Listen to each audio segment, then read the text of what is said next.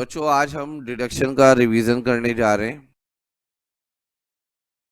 ये class CA, CS, CMA सबके लिए यूजफुल है।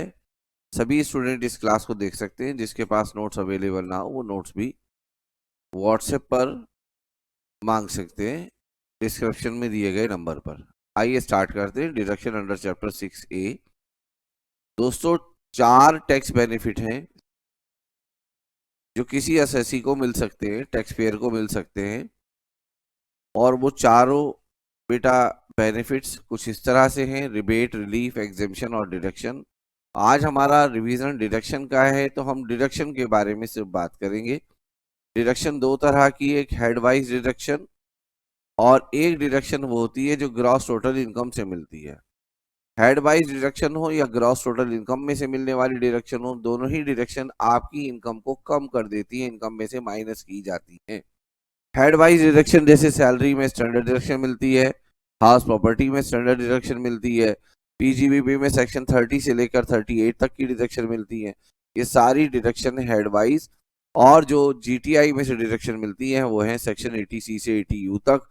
और कुछ इस तरीके से आप इनकम कंप्यूट करते हैं और जीटीआई में से जो डिडक्शन माइनस करते हैं उन्हें हम यहाँ आज रिवाइज करने जा रहे हैं। ये डिडक्शन जो 80C से 80U तक है, याद रहे, चाहे आप डिफॉल्ट स्कीम से टैक्स दें या ऑप्शनल स्कीम टैक्स से टैक्स दें, ये डिडक्शन कभी भी आपको अवेलेबल नहीं होंगी उन इनकम के अगेंस्ट जिन पर आप स्पेशल रेट से टैक्स देते हैं। जैसे कि long term capital gain under section 112, long term capital gain under section 112A, short term capital gain under section 111A, lottery income under section 115BB, unexplained income section है 115 BBE। इस तरीके से जो ये सेक्शंस हैं बेटा, जो स्पेशल रेट वाले सेक्शन हैं, उनके अगेंस्ट आपको डिडक्शन नहीं मिलेगी। यहाँ हमने समझाने के लिए एक एग्जांपल लिखा है जिसके अंदर सैलरी की इनकम 1 लाख है और चिल्ड्रन ट्यूशन फी 1,60,000 है। चिल्ड्रन ट्यूशन फी की डिडक्शन 1.5 लाख रुपए की सेक्शन 80C में मिलती है और ये डिडक्शन मैक्सिमम आपको उतनी ही मिलेगी जितनी आपकी नॉर्मल इनकम है। नॉर्मल इनकम यहाँ पे 1 लाख है तो मैक्सिमम डिडक्शन आपको 1 लाख मिलेगी। अगर आप यहाँ पे 1.5 लाख की डिडक्शन ले लेते हैं तो इसका मतलब है 50,000 की डिडक्शन आपने लॉन्ग टर्म कैपिटल गेन के अगेंस्ट ली है, जो कि लॉ के अगेंस्ट होगी। ऐसा लॉ में लिखा हुआ है। अब हम शुरू करते हैं सेक्शन 80C। इसमें कुछ बातें जो हमेशा ध्यान रखनी है कि डिडक्शन किसको मिलेगी, कौन सी पेमेंट या खर्चा करने पे मिलेगी, या इनकम पर मिलेगी, या इन्वेस्टमेंट पर मिलेगी। मतलब आपको एक एलिजिबल एसएससी पता होना चाहिए, एलिजिबल पेमेंट पता होना चाहिए, और तीसरी चीज क्वांटम ऑफ डिडक्शन। और फोर्थ जो इसमें पॉइंट बनता है वो बनती है कुछ कंडीशन या रिस्ट्रिक्शंस। तो सेक्शन 80C का जो एलिजिबल पर्सन है एसएससी, वो इंडिविजुअल और एचयूएफ है। इंडिविजुअल और एचयूएफ को ये डिडक्शन मिल सकती है, कंपनी, फर्म, इन सबको ये डिडक्शन नहीं मिलती। डिडक्शन की जो क्वांटम है वो मैक्सिमम है 1.5 लाख रुपए। 1.5 लाख रुपए से ज्यादा सेक्शन 80C में डिडक्शन नहीं मिलेगी। सेक्शन 80C के जितने पॉइंट है सबको टोटल मिला के डिडक्शन 1.5 लाख से ज्यादा नहीं है। फर्स्ट एलिजिबल पेमेंट है लाइफ इंश्योरेंस प्रीमियम। अगर कोई इंडिविजुअल हिमसेल्फ, अपना, स्पॉस का और 2 बच्चों का, बच्चे चाहे डिपेंडेंट हो, इंडिपेंडेंट हो, स्पॉस डिपेंडेंट हो, इंडिपेंडेंट हो, बच्चे अपने हो या अडॉप्टेड हो, दोनों आएंगे। स्टेप बच्चे भी आएंगे इसके अंदर, मगर मैक्सिमम 2। उन तीनों की डिडक्शन एक इंडिविजुअल ले सकता है। हिंदू अनडिवाइडेड फैमिली अपने मेंबर के, अपनी एचयूएफ के किसी भी मेंबर के, फैमिली के किसी भी मेंबर के लाइफ इंश्योरेंस प्रीमियम को अगर पे किया एचयूएफ ने तो वो उसकी डिडक्शन दे सकता है, मगर टोटल मिला के डिडक्शन कुछ इस तरह से रहेगी।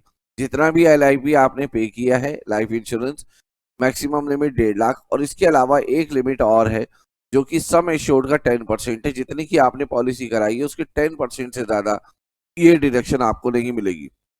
सपोज आपने 10 लाख की पॉलिसी कराई है और प्रीमियम आप दे रहे हैं 80,000, तो यहाँ 80,000 आएगा, यहाँ 1.5 लाख आएगा और यहाँ 1 लाख आएगा। तीनों में जो सबसे कम होगा वो डिडक्शन आपको मिलेगी। ये सम एश्योर्ड का 10% देखना है। नॉर्मल एसएससी के केस में, हैंडीकैप के केस में ये 1.5 लाख देखना है, तो सॉरी 15% देखना है। एक टाइम ऐसा था कि जहां दोनों के लिए लिमिट 10% थी, वो थी 1 अप्रैल 2012 से 31 मार्च 2013 तक, और 2012 से पहले पहले दोनों के लिए लिमिट 20% थी। जैसे यहाँ पे एक एग्जाम्पल है, सम एश्योर्ड है, लाइफ इंश्योरेंस प्रीमियम है। सम एश्योर्ड का 10% 2.5 लाख बनता है। 1.5 लाख और 1,60,000 तीनों में जो सबसे कम है वो आपको डिडक्शन मिलेगी अंडर सेक्शन 80C। यहाँ पे एक इंपॉर्टेंट पॉइंट लिखा हुआ है, उस इंपॉर्टेंट पॉइंट में ये लिखा है कि अगर पॉलिसी 31 मार्च 2012 तक कभी भी आपने ले ली है तो ये लिमिट 20% है सम एश्योर्ड का, बट 12-13 में ली है तो 10% है हर प्रकार के एसएससी का, और 1 अप्रैल 2013 के बाद पॉलिसी इशू हुई है तो नॉर्मल केस में 10% है और डिफरेंटली एबल एसएससी के केस में 15% है। ये बात सेक्शन नंबर 10 सबसेक्शन 10D से ली गई है, जो कि डिडक्शन का सेक्शन नहीं है, एग्जाम्पशन का सेक्शन है। 10D कोर्स में जितना भी है वो अलग से हम डिस्कस करेंगे। फिलहाल इतना बता देता हूं कि सेक्शन 10 सबसेक्शन 10D में ये कहा गया है कि लाइफ इंश्योरेंस पॉलिसी से मेच्योरिटी पर मिलने वाला पैसा एग्जेम्प्ट होता है, मगर कुछ शर्त है। 2003 तक अगर पैसा मिला है, 31 मार्च 2003 तक आपने कोई पॉलिसी इशू कराई है और जितना भी पैसा उसका कभी भी मिलेगा आपको वो पूरी तरीके से एग्जेम्प्ट है। बट 1 अप्रैल 2003 से लेकर 31 मार्च 2012 के बीच में अगर आपने कोई पॉलिसी ली है तो उस पॉलिसी का पैसा आपकी मेच्योरिटी पर कभी भी मिले वो तभी एग्जेम्प्ट होगा जब पूरे टेन्योर में पॉलिसी के आपने कभी भी सम एश्योर्ड का 20% से ज्यादा लाइफ इंश्योरेंस प्रीमियम पे ना किया हो, तभी मेच्योरिटी पर मिलने वाला पैसा एग्जेम्प्ट होगा। 2012-13 में अगर आपने पॉलिसी ली है तो सम एश्योर्ड का 10% से ज्यादा आपने कभी भी प्रीमियम ना दिया हो, जितने वर्ष भी पॉलिसी चली हो, तब वो पैसा एग्जेम्प्ट होगा। और 2013 के बाद नॉर्मल केस में 10%, डिफरेंटली एबल केस में 15%, कभी भी आपने सम एश्योर्ड से ज्यादा नहीं दिया। सपोज करिए आपने एक पॉलिसी ली है 1 अप्रैल 2019 को और वो पॉलिसी 10 लाख की है और हर वर्ष आप 80,000 रुपए का प्रीमियम देते हैं, जो कि 8% बनता है सम एश्योर्ड का, तो उस केस में जब भी आपको मेच्योरिटी पर पैसा मिलेगा वो पूरी तरीके से एग्जेम्प्ट होगा। दूसरा एग्जाम्पल, आपने 10 लाख की पॉलिसी ली, हर वर्ष 88% दे रहे थे और बट किसी वर्ष पॉलिसी की वजह से आपने 11% प्रीमियम दे दिया, 1,10,000। इस केस में जब भी मेच्योरिटी पर पैसा मिलेगा वो पूरी तरीके से टैक्सेबल होगा। ठीक है ना। जितनी बात थी अभी 10D से रिलेटिव वो मैंने यहाँ पे बता दी, बाकी किसी और क्लास में हम डिस्कस करेंगे उसको। दूसरा पॉइंट है, अगर एम्प्लॉय कंट्रीब्यूट करे, एम्प्लॉय दो तरह से हो सकते हैं, गवर्नमेंट एम्प्लॉय और अदर्स। इसके बारे में आपको सैलरी में पढ़ाया गया है, सैलरी की क्लासेस आप देख सकते हैं, वो यूट्यूब पर पहले से पड़ी हुई है। ठीक है ना। और statutory provident fund, government employ का स्टेट्यूटरी प्रोविडेंट फंड बनता है, अदर एम्प्लॉय का रिकॉग्नाइज प्रोविडेंट फंड। अगर कोई भी एम्प्लॉय इन फंड्स के अंदर पैसा जमा करता है जो अप्रूव्ड है, स्टेट्यूटरी या रिकॉग्नाइज, तो उसमें जितना भी वो जमा करेगा पैसा उसकी डिडक्शन मिलेगी। कई बच्चों के दिमाग में ये रहता है, जैसे वो सैलरी में पढ़कर आते हैं सेक्शन 17 सबसेक्शन 1, उसमें वो पढ़कर आते हैं कि अगर 12% से ऊपर होगा तो वो टैक्सेबल होगा, तो वो ये सोच लेते हैं, अपनी तरफ से मान लेते हैं कि 12% से ऊपर होगा तभी डिडक्शन मिलेगी। नहीं, एम्प्लॉय जितना भी कंट्रीब्यूट आरपीएफ एसपीएफ में करेगा, जो एम्प्लॉय का कंट्रीब्यूशन है उसकी डिडक्शन यहाँ पे आपको मिलेगी, मगर मैक्सिमम लिमिट 1.5 लाख रुपए। इसको समझाने के लिए हमने यहाँ एक एग्जाम्पल लिखा है, जो एग्जाम्पल मैं अपने पास से दे रहा हूँ वो मैं समझाता चल रहा हूँ, और आईसीआई के मॉड्यूल के एग्जाम्पल इलस्ट्रेशन और प्रैक्टिकल प्रॉब्लम अलग से करेंगे। ये बेसिक दिया है, डीए दिया है, contribution to RPF under section 17(1) दिया है, जिसके बारे में मैं अभी बात कर रहा था। ये बेसिक सैलरी और डीए का है। अब यहाँ लिखा नहीं है कंट्रीब्यूशन किसका है, तो हम मानेंगे एम्प्लॉयर एम्प्लॉय का दोनों का है। जो एम्प्लॉयर का होता है वो सैलरी में ऐड होता है अगर 12% से ऊपर हो तो, इसलिए यहाँ सैलरी के कैलकुलेशन में हमने कंट्रीब्यूशन को ऐड नहीं किया, क्योंकि वो सैलरी के 12% से ज्यादा नहीं था। सैलरी की डेफिनेशन में basic salary, dearness allowance for retirement benefit plus percentage commission on sales आता है। इन सबको टोटल किया, ग्रॉस सैलरी आ गया, डिडक्शन माइनस की 50,000 की, 75,000 की इसलिए डिडक्शन नहीं ली क्योंकि 75,000 की डिडक्शन डिफॉल्ट स्कीम में मिलती है, और डिफॉल्ट स्कीम में अगर आप इनकम कंप्यूट कर रहे हैं तो फिर सेक्शन 80C की डिडक्शन नहीं मिलेगी। 80C से लेकर 80U तक की कोई भी डिडक्शन डिफॉल्ट स्कीम में नहीं मिलती एक्सेप्ट 3। वो 3 डिडक्शन कौन सी है वो आगे मैं आपको बताऊंगा। यहाँ पे आपकी income under the head salary आ गया, इसमें से हमने 80C की डिडक्शन माइनस की। 80C की जो डिडक्शन हम माइनस कर रहे हैं ये एम्प्लॉय का आरपीएफ कंट्रीब्यूशन है, जो कि हमने माना है वो भी 12% होगा। क्वेश्चन में मेंशन नहीं है तो हमने मान लिया 12% ही एम्प्लॉय का भी कंट्रीब्यूशन होगा, और वो माइनस करके हमने इनकम निकाल दी। इसके बाद हमने इसके ऊपर टैक्स निकाला है, क्वेश्चन में पूछा नहीं था बट हमने अपनी तरफ से नॉलेज दिखाते हुए हमने आंसर निकाल दिया। बेसिक सैलरी 40,000 रुपए, डीए 10,000 रुपए, और कंट्रीब्यूशन आरपीएफ है 13% ऑन बेसिक एंड डीए। यहाँ पे मैं बच्चों से अक्सर क्वेश्चन करता हूँ कि डीए रिटायरमेंट बेनिफिट के लिए है या नहीं, तो वो कहते नहीं है, क्योंकि उन्हें तो चाहिए इसके आगे कुछ लिखा हो तभी वो मानेंगे कि वो रिटायरमेंट बेनिफिट के लिए है। जब आप पीएफ की कैलकुलेशन डीए पे भी कर रहे हैं तो डीए रिटायरमेंट बेनिफिट के लिए है। अब आपके आके कान में कोई कुछ नहीं कहेगा, ये रिटायरमेंट बेनिफिट के लिए डीए है, ठीक है ना। यहाँ पे आपने 13% पे किया है, 1% टैक्सेबल होगा क्योंकि एम्प्लॉयर का कंट्रीब्यूशन 12% से ज्यादा है। तो जब आप सैलरी की इनकम कंप्यूट करेंगे तो उसमें 1% ऐड कर देंगे, ग्रॉस सैलरी निकालेंगे, स्टैंडर्ड डिडक्शन माइनस करेंगे, income under the head salary आ जाएगा। इसमें इस इनकम के अलावा कोई और इनकम नहीं है, यही आपकी इनकम है। इसमें से आप डिडक्शन माइनस करेंगे अंडर सेक्शन 80C। 80C में जब डिडक्शन माइनस करेंगे तो ये एम्प्लॉय का कंट्रीब्यूशन है जो आपने आरपीएफ में पैसा जमा किया है। आरपीएफ में आपने जमा किया है इस 6 लाख रुपए का, इन दोनों के टोटल का 13%। तो पूरी डिडक्शन यहाँ पे मिलेगी, ऐसा नहीं कि यहाँ पे आप 12% डिडक्शन देने लगे, ऐसा नहीं है। कंट्रीब्यूशन बाय एम्प्लॉय उसकी डिडक्शन मिलती है, एम्प्लॉय ने जितना कंट्रीब्यूट किया है उसकी डिडक्शन यहाँ पे मिलेगी। इसके अलावा ये तो एम्प्लॉय की बात थी, एम्प्लॉय के अलावा जो मतलब सेल्फ एम्प्लॉयड होते हैं वो लोग भी कंट्रीब्यूट कर सकते हैं। अगर कोई इंडिविजुअल या हिंदू अनडिवाइडेड फैमिली, ठीक है ना, अगर कंट्रीब्यूट करती है पब्लिक प्रोविडेंट फंड में और अप्रूव्ड सुपर एनुएशन फंड में, तो जितना पैसा वो जमा करेगी उसकी डिडक्शन उनको मिलेगी, ठीक है। इस पीपीएफ पर जो इंटरेस्ट मिलता है वो एग्जेम्प्ट है अंडर सेक्शन 10 सबसेक्शन 11, ये इंटरेस्ट एग्जेम्प्ट होता है। और याद रहे कि पीपीएफ में आप कभी भी किसी भी वर्ष में 1.5 लाख से ज्यादा डिपॉजिट नहीं कर सकते, ये पीपीएफ की स्कीम भी कहती है। और यहाँ पे डिडक्शन भी 1.5 लाख से ज्यादा नहीं मिलती। ये इलस्ट्रेशन 4 है जिसको मैं अलग से समझाऊंगा, ये आईसीआई मॉड्यूल का इलस्ट्रेशन है। इसके बाद हमने यहाँ पे कुछ सब्सक्राइब बताया कि कुछ सेविंग सर्टिफिकेट हैं, अगर आप ड्यूरिंग द ईयर उनको सब्सक्राइब कर लेते हैं यानी कि खरीद लेते हैं तो आपको डिडक्शन मिलेगी। National saving certificate 8th issue, national saving certificate 9th issue और नेशनल सेविंग स्कीम, आप जितना भी पैसा इनमें लगाएंगे उसकी डिडक्शन मिलेगी, मगर मैक्सिमम लिमिट 1.5 लाख रुपए। जो इससे पहले आप पॉइंट पढ़ चुके हैं उनको भी मिला के 1.5 लाख है, पूरे सेक्शन को मिला के लिमिट कितने की है, 1.5 लाख की। एक इंडिविजुअल और एचयूएफ अगर एनएससी 8th 9th और एनएसएस बाय करता है, परचेज करता है, इनमें पैसा लगाता है तो उसकी डिडक्शन वो लेगा। आपने परचेज कर लिया 1.5 लाख रुपए का एक ईयर में, डिडक्शन ले ली 1.5 लाख रुपए की, नेक्स्ट ईयर उस पर 15,000 रुपए का आपको इंटरेस्ट मिला, तो बेटा ये 15,000 रुपए का जो इंटरेस्ट आपको एक्रू हुआ है ये आपकी इनकम में ऐड होगा। नंबर 1 टैक्सेबल है ये interest, income from other source में। और ये एक ऐसा इंटरेस्ट है जिसकी बाद में फर्दर डिडक्शन भी मिलेगी। मतलब पहले आप अपनी इनकम में ऐड करेंगे और फिर उसी अमाउंट को सेक्शन 80C में डिडक्शन देंगे। मतलब आप एनएसएस खरीदने के लिए, एनएससी खरीदने के लिए जो पैसा लगाएंगे उसकी भी डिडक्शन मिलेगी और जो उस पर इंटरेस्ट मिलेगा उसकी भी डिडक्शन मिलेगी। यहाँ हमने लिखा है कि इंटरेस्ट जो मिलेगा वो टैक्सेबल है और दूसरे पॉइंट में लिखा है कि जो इंटरेस्ट मिलेगा वो एलिजिबल है डिडक्शन के लिए।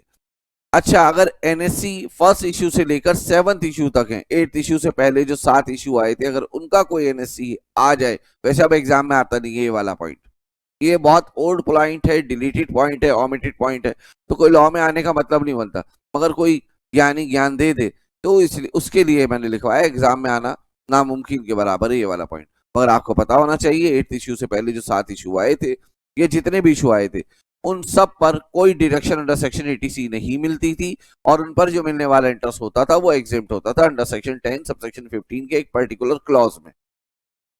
इंटरेस्ट जो भी मिलेगा एनएससी 8th और 9th पर उसकी डिडक्शन मिलेगी, मगर जो लास्ट ईयर में इंटरेस्ट मिलेगा एनएससी एनएसएस पर उसकी डिडक्शन नहीं मिलेगी। इसे समझाने के लिए हमने यहाँ पे एक टाइमलाइन दी है। आपने फर्स्ट ईयर के शुरू में एनएससी सब्सक्राइब किया, 1.5 लाख की डिडक्शन इस फर्स्ट ईयर में आप ले लीजिए। सेकेंड ईयर आपको इंटरेस्ट मिला 9,000 रुपए का, मिलने से मतलब एक्रू हुआ। ये 9,000 रुपए आपके क्योंकि री इन्वेस्ट हो गए इसलिए इसकी आपको डिडक्शन मिल जाएगी। फिर 10,000 रुपए सेकेंड ईयर के एंड पर मिला, इसकी डिडक्शन थर्ड ईयर मिल जाएगी। फोर्थ ईयर पे इतना इंटरेस्ट मिला, इसकी डिडक्शन मिल जाएगी। फिफ्थ में इतना मिला और फिफ्थ के एंड में इतना इंटरेस्ट मिला, इसकी डिडक्शन मिल जाएगी। जब मेच्योरिटी हुई तो 25,000 का इंटरेस्ट और मिला, बेटा इसकी डिडक्शन नहीं मिलेगी क्योंकि ये फर्दर री इन्वेस्ट किसी वर्ष के लिए नहीं हो रहा। इसलिए यहाँ लिखा है कि except last year of interest, हर वर्ष के इंटरेस्ट की डिडक्शन मिल जाती है। इसको समझाने के लिए हमने यहाँ एग्जाम्पल लिखा जिसमें बिजनेस इनकम, हाउस प्रॉपर्टी की इनकम, एनएससी 8 सब्सक्राइब भी लिखा है और इंटरेस्ट ऑन एनएसएस भी लिखा है, इंटरेस्ट ऑन पीपीएफ लिखा है और डिपॉजिट इन पीपीएफ लिखा है। बेटा ये दोनों इनकम है आपकी, ये दोनों 1 और 2, और एक ये इनकम है। इनकम ये भी है बट ये एग्जेम्प्ट इनकम है। तो 1 2 3 इन तीनों को हम जोड़ देंगे, ये आपकी जीटीआई आ गई। इस जीटीआई में से हम डिडक्शन माइनस करेंगे एनएससी 8th इशू की। एनएससी 8th इशू की जो डिडक्शन है वो है आपकी 1 लाख रुपए की, और जो इंटरेस्ट मिला है एनएसएस पर उसकी भी डिडक्शन मिलेगी, यानी कि इंटरेस्ट पहले इनकम में ऐड हुआ है और फिर इसकी डिडक्शन भी मिली है।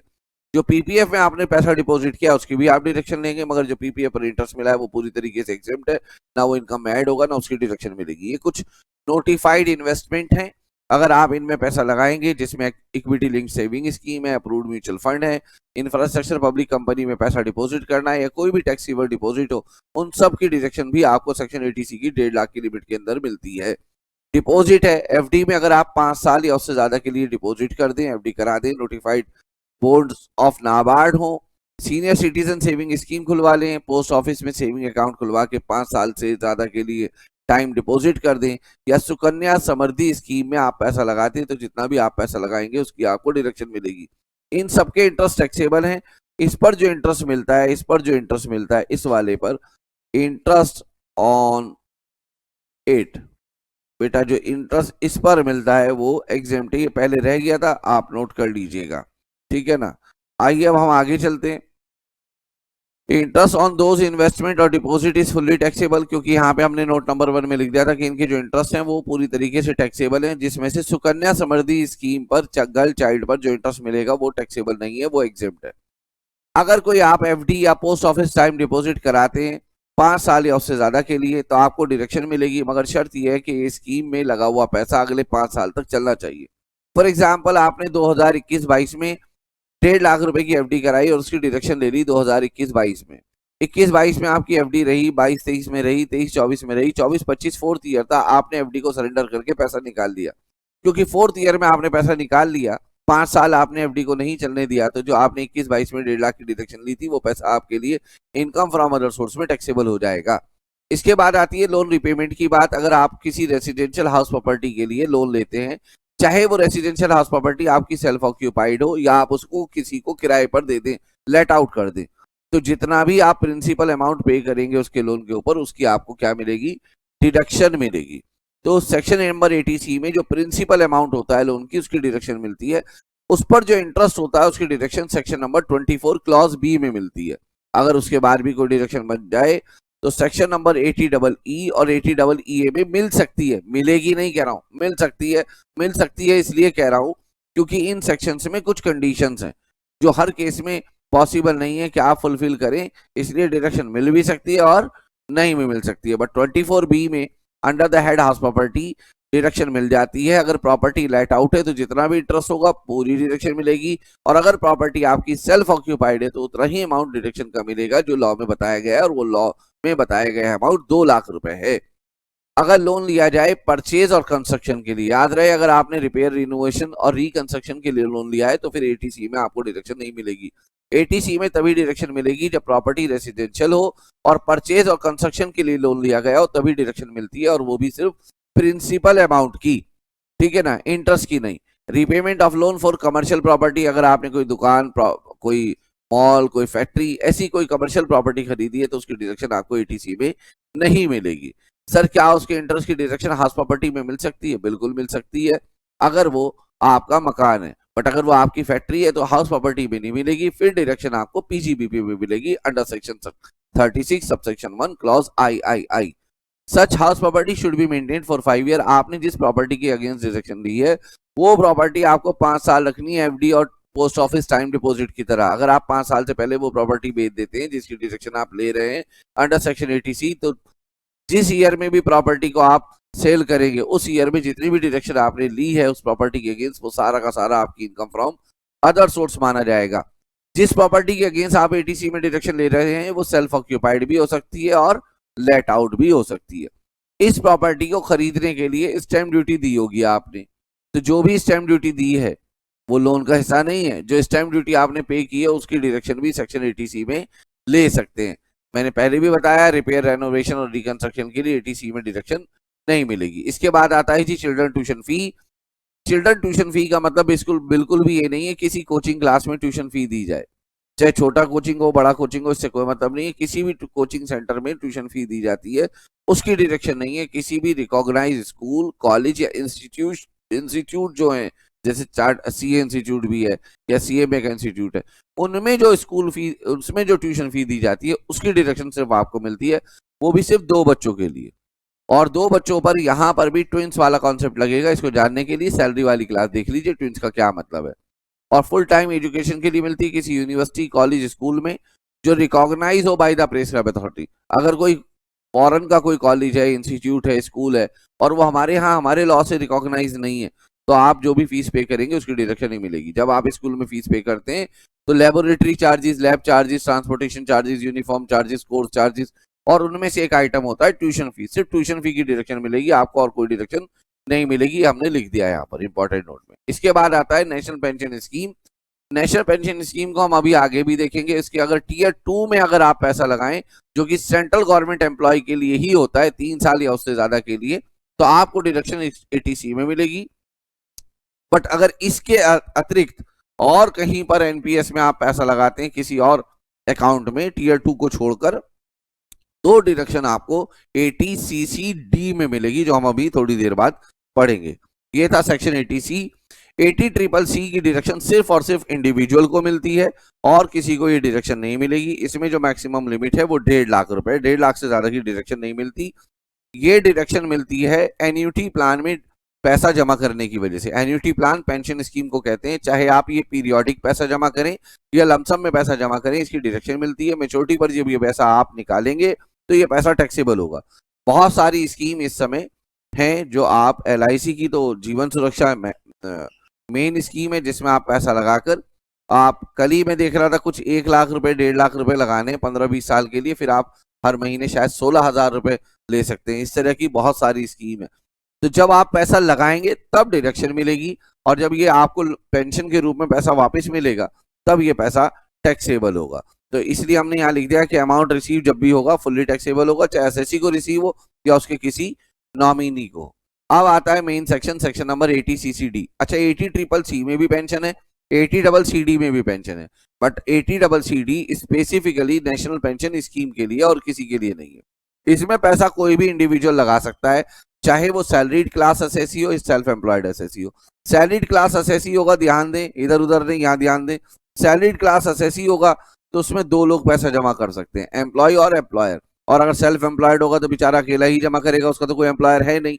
कहाँ जमा करें? National pension scheme. National pension scheme central government की है, मगर यहाँ ये नहीं है कि आप सेंट्रल गवर्नमेंट के एम्प्लॉय हो तो ये डिडक्शन मिलेगी, ये मतलब नहीं है। आप एम्प्लॉय कोई भी हो या एम्प्लॉय ना भी हो, सेल्फ एम्प्लॉयड भी हो, तो भी ये डिडक्शन मिल जाएगी।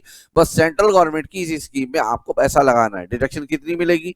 अगर आप सेल्फ एम्प्लॉयड हैं तो जितना भी पैसा आप जमा करेंगे और ग्रॉस टोटल इनकम का 20% विच एवर इज लोअर की डिडक्शन मिलेगी। बट अगर आप सैलरीड क्लास असेसी हैं तो जो असेसी का मतलब यहाँ पे एम्प्लॉय से होगा, तो एम्प्लॉय जितना पैसा जमा करेगा वो और सैलरी का 10% विच एवर इज लोअर की डिडक्शन मिलेगी। और अगर आप एम्प्लॉयर के कंट्रीब्यूशन की बात करें तो एम्प्लॉयर जितना पैसा जमा करेगा आपके अकाउंट में एनपीएस के, वो और सैलरी का 10%। इस सैलरी का 10% 14 हो जाएगा अगर आपका एम्प्लॉयर सेंट्रल गवर्नमेंट या स्टेट गवर्नमेंट है। तो सैलरी का मतलब यहाँ पे वही है, basic salary, dearness allowance for retirement benefit plus percentage commission, यहाँ बता दिया है। सम रिसीव जो होगा मेच्योरिटी पर, ठीक है, वो टैक्सेबल होगा जिस ईयर में पैसा मिला है। सम रिसीव मेच्योरिटी पर, अगर लीगल हेयर को या नॉमिनीज को होगा तो वो एग्जेम्प्ट होगा, ठीक है ना, इन हैंड्स ऑफ रेसिपेंट, अगर असेसी की डेथ के बाद मिला है। ये जो 3 सेक्शन आपने अभी देखे, ठीक है, 15-20 मिनट में, सेक्शन 80C, 80CCC और 80CCD, इन तीनों सेक्शंस की डिडक्शन मिला के टोटल लिमिट 1.5 लाख रुपए की, ऐसा ये सेक्शन कहता है। ये वाला सेक्शन डिडक्शन का नहीं है। ये डिडक्शन क्वांटिफाई करता है, लिमिट लगाता है 80C पर, 80CCC पर, 80CCD पर। अगर मैं 80CCD की बात करूं तो इसमें एक ये वाला कंट्रीब्यूशन है, एम्प्लॉयर का कंट्रीब्यूशन, याद रखना ये वाला कंट्रीब्यूशन। ये वाला कंट्रीब्यूशन आता है 80CCD सबसेक्शन 2 में, और ये वाला कंट्रीब्यूशन, और चाहे खुद असेसी का, जो ये भी, अगर आप सैलरीड क्लास असेसी हैं तो ये वाला कंट्रीब्यूशन आपका होगा, और अगर आप सेल्फ एम्प्लॉयड हैं तो ये कंट्रीब्यूशन होगा। ये वाले दोनों कंट्रीब्यूशन आते हैं 2 सेक्शंस में। इसका मतलब ये नहीं कि आप ये मान लें कि एक सेक्शन इसके लिए एक सेक्शन इसके लिए, नहीं, दोनों के लिए दोनों सेक्शन है। एक है सेक्शन 80CCD सबसेक्शन 1 और दूसरा है 80CCD सबसेक्शन 1B। 1B में ये कहा गया है कि ये अपने कंट्रीब्यूशन के अगेंस्ट जब चाहे 50,000 की एडहॉक डिडक्शन ले सकता है बिना इस सेक्शन को डिस्कस किए हुए। 80CCE पर, 80CCE 3 चीजों पे लगेगा, इसका मतलब ये है 80C पे लगेगा, 80CCC पे लगेगा और 80CCD सबसेक्शन 1 पे लगेगा। यही बात हमने यहाँ पे समझाई है। सेक्शन 80C की अपनी लिमिट 1.5 लाख रुपए है, 80 ट्रिपल सी की टोटल लिमिट 1.5 लाख रुपए है और 80 CCD सबसेक्शन 1, इन पर छोटी छोटी बातों पे ध्यान देना। ये एम्प्लॉय के कंट्रीब्यूशन की बात हो रही है, यानी कि एसएससी की कंट्रीब्यूशन की बात हो रही है। कहां पर? नेशनल पेंशन स्कीम में। अगर सेल्फ एम्प्लॉयड एसएससी है तो 20% ऑफ जीटीआई, और सैलरीड क्लास एसएससी है तो 10% ऑफ सैलरी और amount deposited which ever is lower. जो भी इन दोनों में लोअर आएगा वो 80 ट्रिपल सी की मैक्सिमम लिमिट 1.5 लाख, 80 सी की लिमिट 1.5 लाख, तीनों मिलाकर 1.5 लाख से ज्यादा की डिडक्शन नहीं मिलेगी। ऐसा सेक्शन नंबर 80 CCE कहता है। ये जो 80 CCD सबसेक्शन 1B है, ये भी एसएससी कंट्रीब्यूशन के लिए है 50,000। तो आप क्या करिए, जब यहाँ पर ये डिडक्शन कंप्यूट कर रहे हो तो ये डिडक्शन ये वाली बाद में कंप्यूट करिए, पहले ये डिडक्शन आप ले लीजिए। अगर एम्प्लॉय का कंट्रीब्यूशन या एसएससी का कंट्रीब्यूशन 50,000 से ज्यादा है, सपोज करिए एम्प्लॉय ने कंट्रीब्यूशन किया है एनपीएस में 1,20,000 का, तो पहले आप ये 50,000 की डिडक्शन ले लीजिए। फिर यहां पर जब अमाउंट डिपॉजिट लिखिए तो 1,20,000 मत लिखिए, 70,000 लिखिए, बचा हुआ अमाउंट। आईसीआई क्या करता है, पहले ये वाली डिडक्शन लेता है फिर ये, ठीक है। हम ये लेंगे पहले डिडक्शन, ठीक है ना। और इससे भी पहले हम एम्प्लॉयर वाले कंट्रीब्यूशन की डिडक्शन लेंगे। एम्प्लॉयर के कंट्रीब्यूशन में 10% ऑफ सैलरी और amount deposit which ever is lower होता है। ये 10% 14 हो जाएगा अगर एम्प्लॉयर सेंट्रल गवर्नमेंट या स्टेट गवर्नमेंट है। इन दोनों पर 80 CCE नहीं लगता है। इनको समझने के लिए एग्जाम्पल 6 देखना आपका बहुत जरूरी है।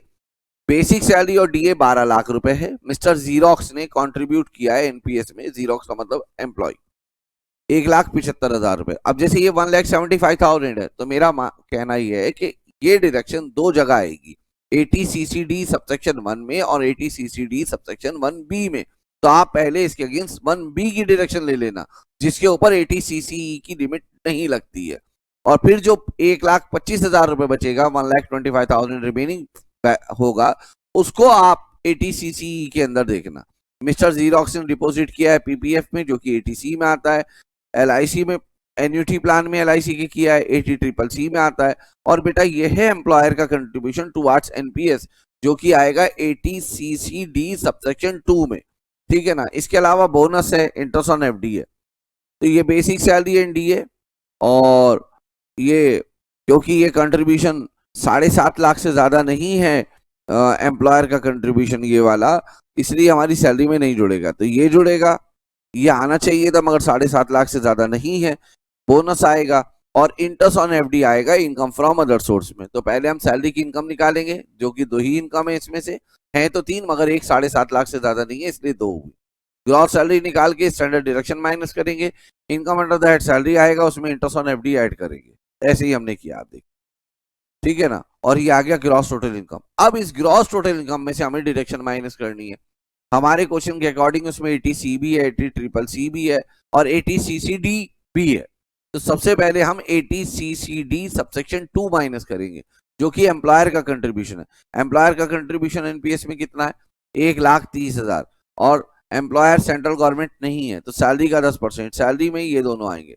सैलरी का 10% बनता है 1,20,000, तो 1,30,000 और 1,20,000 विच एवर इज लोअर 1,20,000। तो आप देख सकते हैं यहाँ पे हमने 1,20,000 की डिडक्शन ले ली। इस अमाउंट पर 80 CCE एप्लीकेबल नहीं है। अब आता है एम्प्लॉय का कंट्रीब्यूशन। एम्प्लॉय का कंट्रीब्यूशन आप क्वेश्चन में चेक कर सकते हैं, ठीक है। वो 1,75,000 रुपए का है। कितने का है, 1,75,000 रुपए का। 1,75,000 में से आपको डिडक्शन जो मिलेगी वो मैक्सिमम कितने की मिलेगी, पहले 50,000 की। तो 50,000 की डिडक्शन आप 80 CCD 1B में ले लीजिए। ये दोनों वो अमाउंट हैं जिसके ऊपर 80 CCE एप्लीकेबल नहीं है। इसके बाद नंबर आता है 80 CCD सबसेक्शन 1 का। 80 CCD सबसेक्शन 1 में आप 175 में से 50,000 की डिडक्शन तो ले चुके हैं, तो बचा बैलेंस कितना, 1,25,000 और 12 लाख यानी कि सैलरी का 10%, 1,20,000 दोनों में लोअर है 1,20,000। मगर इस अमाउंट को हमने आउटर कॉलम में नहीं लिखा क्योंकि इसके साथ अभी 80C और 80 ट्रिपल सी भी ऐड ऑन होगा। जब वो तीनों ऐड हो जाएंगे फिर देखेंगे कि वो 1.5 लाख से ज्यादा तो नहीं। अगर वो 1.5 लाख से ज्यादा हुए तो डिडक्शन 1.5 लाख की ही मिलेगी। तो पहले हमने इसको देख लिया। 80 ट्रिपल सी में हमने एलआईसी में जमा कराया था 60,000 रुपए, और 80 ट्रिपल सी की खुद की लिमिट है, पर्सनल लिमिट है 1.5 लाख। दोनों में लोअर कितना है, 60,000। बच्चे कहते हैं जी आपने कंपेयर ही क्यों किया, सीधा 60,000 लिख देते। कई बच्चों की तो यही क्वेरी है, बेटा ये एक 60 होता तो फिर तो यहाँ 1.5 लाख लिखना पड़ता, इसलिए लिखा हमने। ताकि आपको आदत पड़े, ठीक है ना। और पीपीएफ में जमा किया था 40,000 और 1.5 lakh, which ever is lower, 40,000, 1 2 3 मिलाकर ये 1.5 लाख से ज्यादा बन रहे हैं, 2,20,000, मैक्सिमम डिडक्शन कितने की मिलेगी। यहाँ पे हमने आंसर में इनके नोट लिखे हैं, बिना नोट के आंसर गलत माने जाएंगे कि हमने एनपीएस वाला एम्प्लॉयर का कंट्रीब्यूशन सैलरी में क्यों नहीं ऐड किया, क्योंकि वो 7.5 लाख से कम था, और ये हमारी जो डिडक्शन है वो 1.5 लाख की मिलेगी, क्योंकि ऐसा सेक्शन 80CCE कहता है। सेम ये ऐसा ही एक और क्वेश्चन हमने यहाँ पे बनाया जिसको आप कर लीजिएगा। सेक्शन नंबर 5 आईसीआई मॉड्यूल का, वो अलग से बात होगी। अब 80CCD सबसेक्शन 2 के बारे में एक बात रह गई जो बतानी। ये डिडक्शन ऐसी है 80CCD सबसेक्शन 2 जो कि एम्प्लॉयर कंट्रीब्यूशन है टुवर्ड्स एनपीएस, जो आपको ऑप्शनल स्कीम में भी डिडक्शन मिल जाएगी और डिफॉल्ट स्कीम में भी। जो डिफॉल्ट स्कीम में 3 डिडक्शन, उनमें से एक 80CCD सबसेक्शन 2 की है। अब आता है 80CCH, ये सेक्शन है अग्निवीर के लिए। एक आर्मी के अंदर स्कीम आई है अग्निवीर, 4 साल की जॉब है, उसको मुझको डिस्कस नहीं करना है, ठीक है ना।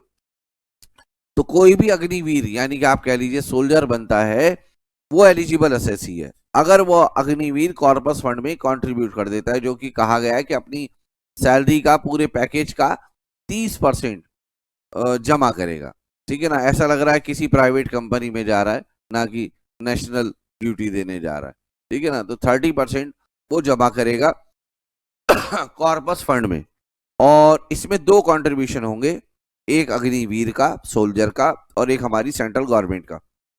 जो भी अग्निवीर कंट्रीब्यूट करेगा उसकी डिडक्शन 80CCH सबसेक्शन 1 में अग्निवीर को मिलेगी, कितने के बराबर, अमाउंट डिपॉजिटेड के बराबर। इसको किसी चीज से कंपेयर नहीं करना, 10% ऑफ सैलरी और 1.5 लाख, इससे कोई जितना भी अमाउंट जमा करेगा उतनी डिडक्शन मिल जाएगी। और 80CCH सबसेक्शन 2 में जो सेंट्रल गवर्नमेंट ने कंट्रीब्यूट किया होगा, क्योंकि वही एम्प्लॉयर होगा सोल्जर का, तो जितना भी अमाउंट डिपॉजिट करेंगे उसकी डिडक्शन मिलेगी। ये वाला जो अमाउंट है, ये दूसरा वाला, इसकी डिडक्शन ऑप्शनल और डिफॉल्ट दोनों में मिल जाती है। इसकी डिडक्शन सिर्फ आपको ऑप्शनल स्कीम में मिलेगी, यहां भी लिख दिया। और ये सेंट्रल गवर्नमेंट का कंट्रीब्यूशन है एम्प्लॉयर का, तो पहले ही आपकी सैलरी में ऐड होगा, फिर डिडक्शन आपको मिलेगी। ये सब हमने लिख दिया है यहाँ पर। इसके बाद आती है दूसरी सीरीज, वो है इंटरेस्ट की। सेक्शन नंबर 80 TTA में देखिए, अभी मैं जो आपको 2 इंटरेस्ट बताने वाला हूं, वो इंटरेस्ट आपने पे नहीं किए हैं, वो इंटरेस्ट आपको मिले हैं, इनकम है आपकी। तो सेक्शन 80 TTA में ये कहा गया कि अगर कोई इंडिविजुअल जिसकी एज 60 साल या उससे कम है, और दूसरा हिंदू अनडिवाइडेड फैमिली अगर अपना कोई सेविंग बैंक अकाउंट खुलवाती है, एक, number 2 post office saving account खुलवाती है, तो उन दोनों पर 10,000 रुपए तक की डिडक्शन मिलेगी। ये नहीं कह रहा हूं कि जो इंटरेस्ट मिलेगा वो एग्जेम्प्ट है। फॉर एग्जाम्पल, आपको सेविंग बैंक अकाउंट भी है आपका और पोस्ट ऑफिस सेविंग अकाउंट भी है आपका, आपको 12,000 रुपए का इंटरेस्ट मिला सेविंग बैंक अकाउंट से, जितने भी आपके सेविंग बैंक अकाउंट है उन पर टोटल मिला के 12,000 रुपए का इंटरेस्ट मिला।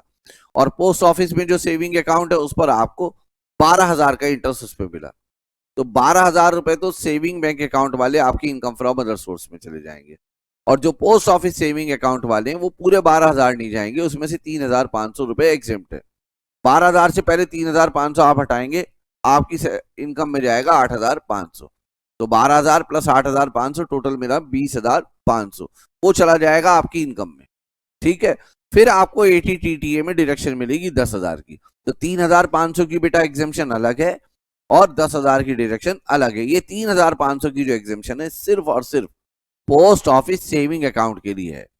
इस सेक्शन में अगर आप FD, post office time deposit, recurring deposit यहां पे पैसा लगाते हैं और उसका इंटरेस्ट मिलता है, तो उसके लिए डिडक्शन नहीं है।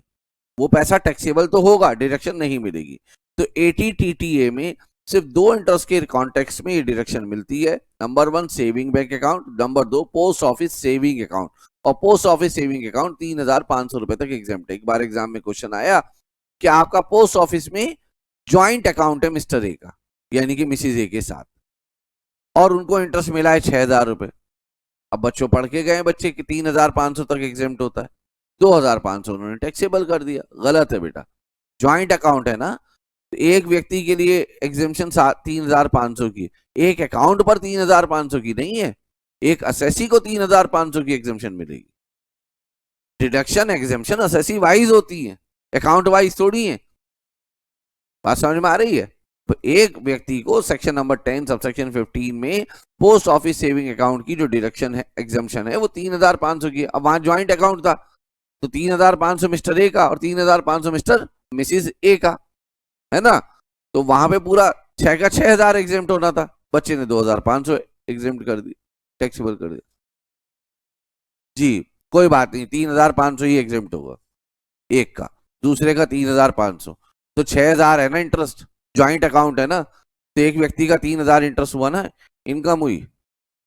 जी मैंने जो बताया वही सही है, ठीक है, ज्ञान को अपने संभाल के रखो, जितना बता रहा हूं वही सही है, ठीक है ना। जो बता दिया वो एकदम पत्थर की लकीर है। 3,500 रुपए एग्जेम्प्ट है एक बंदे का, दूसरे का भी 3,500, जब 6,000 इंटरेस्ट मिला है तो एक व्यक्ति का इंटरेस्ट कितना हुआ? 3,000, ठीक है, हो गया। आगे आइए, एटीटीटीबी।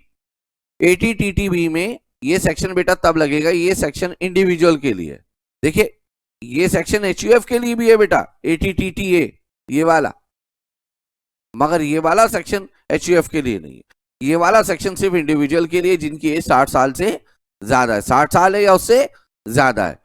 और यहाँ पे लिखा है ये सीनियर सिटीजन होने चाहिए, क्यों होंगे ही, 60 साल से ज्यादा है तो सीनियर सिटीजन होंगे। अच्छा 60 साल वाला भी सीनियर सिटीजन नहीं होता है, और प्लस वो क्या होना चाहिए? Resident in India.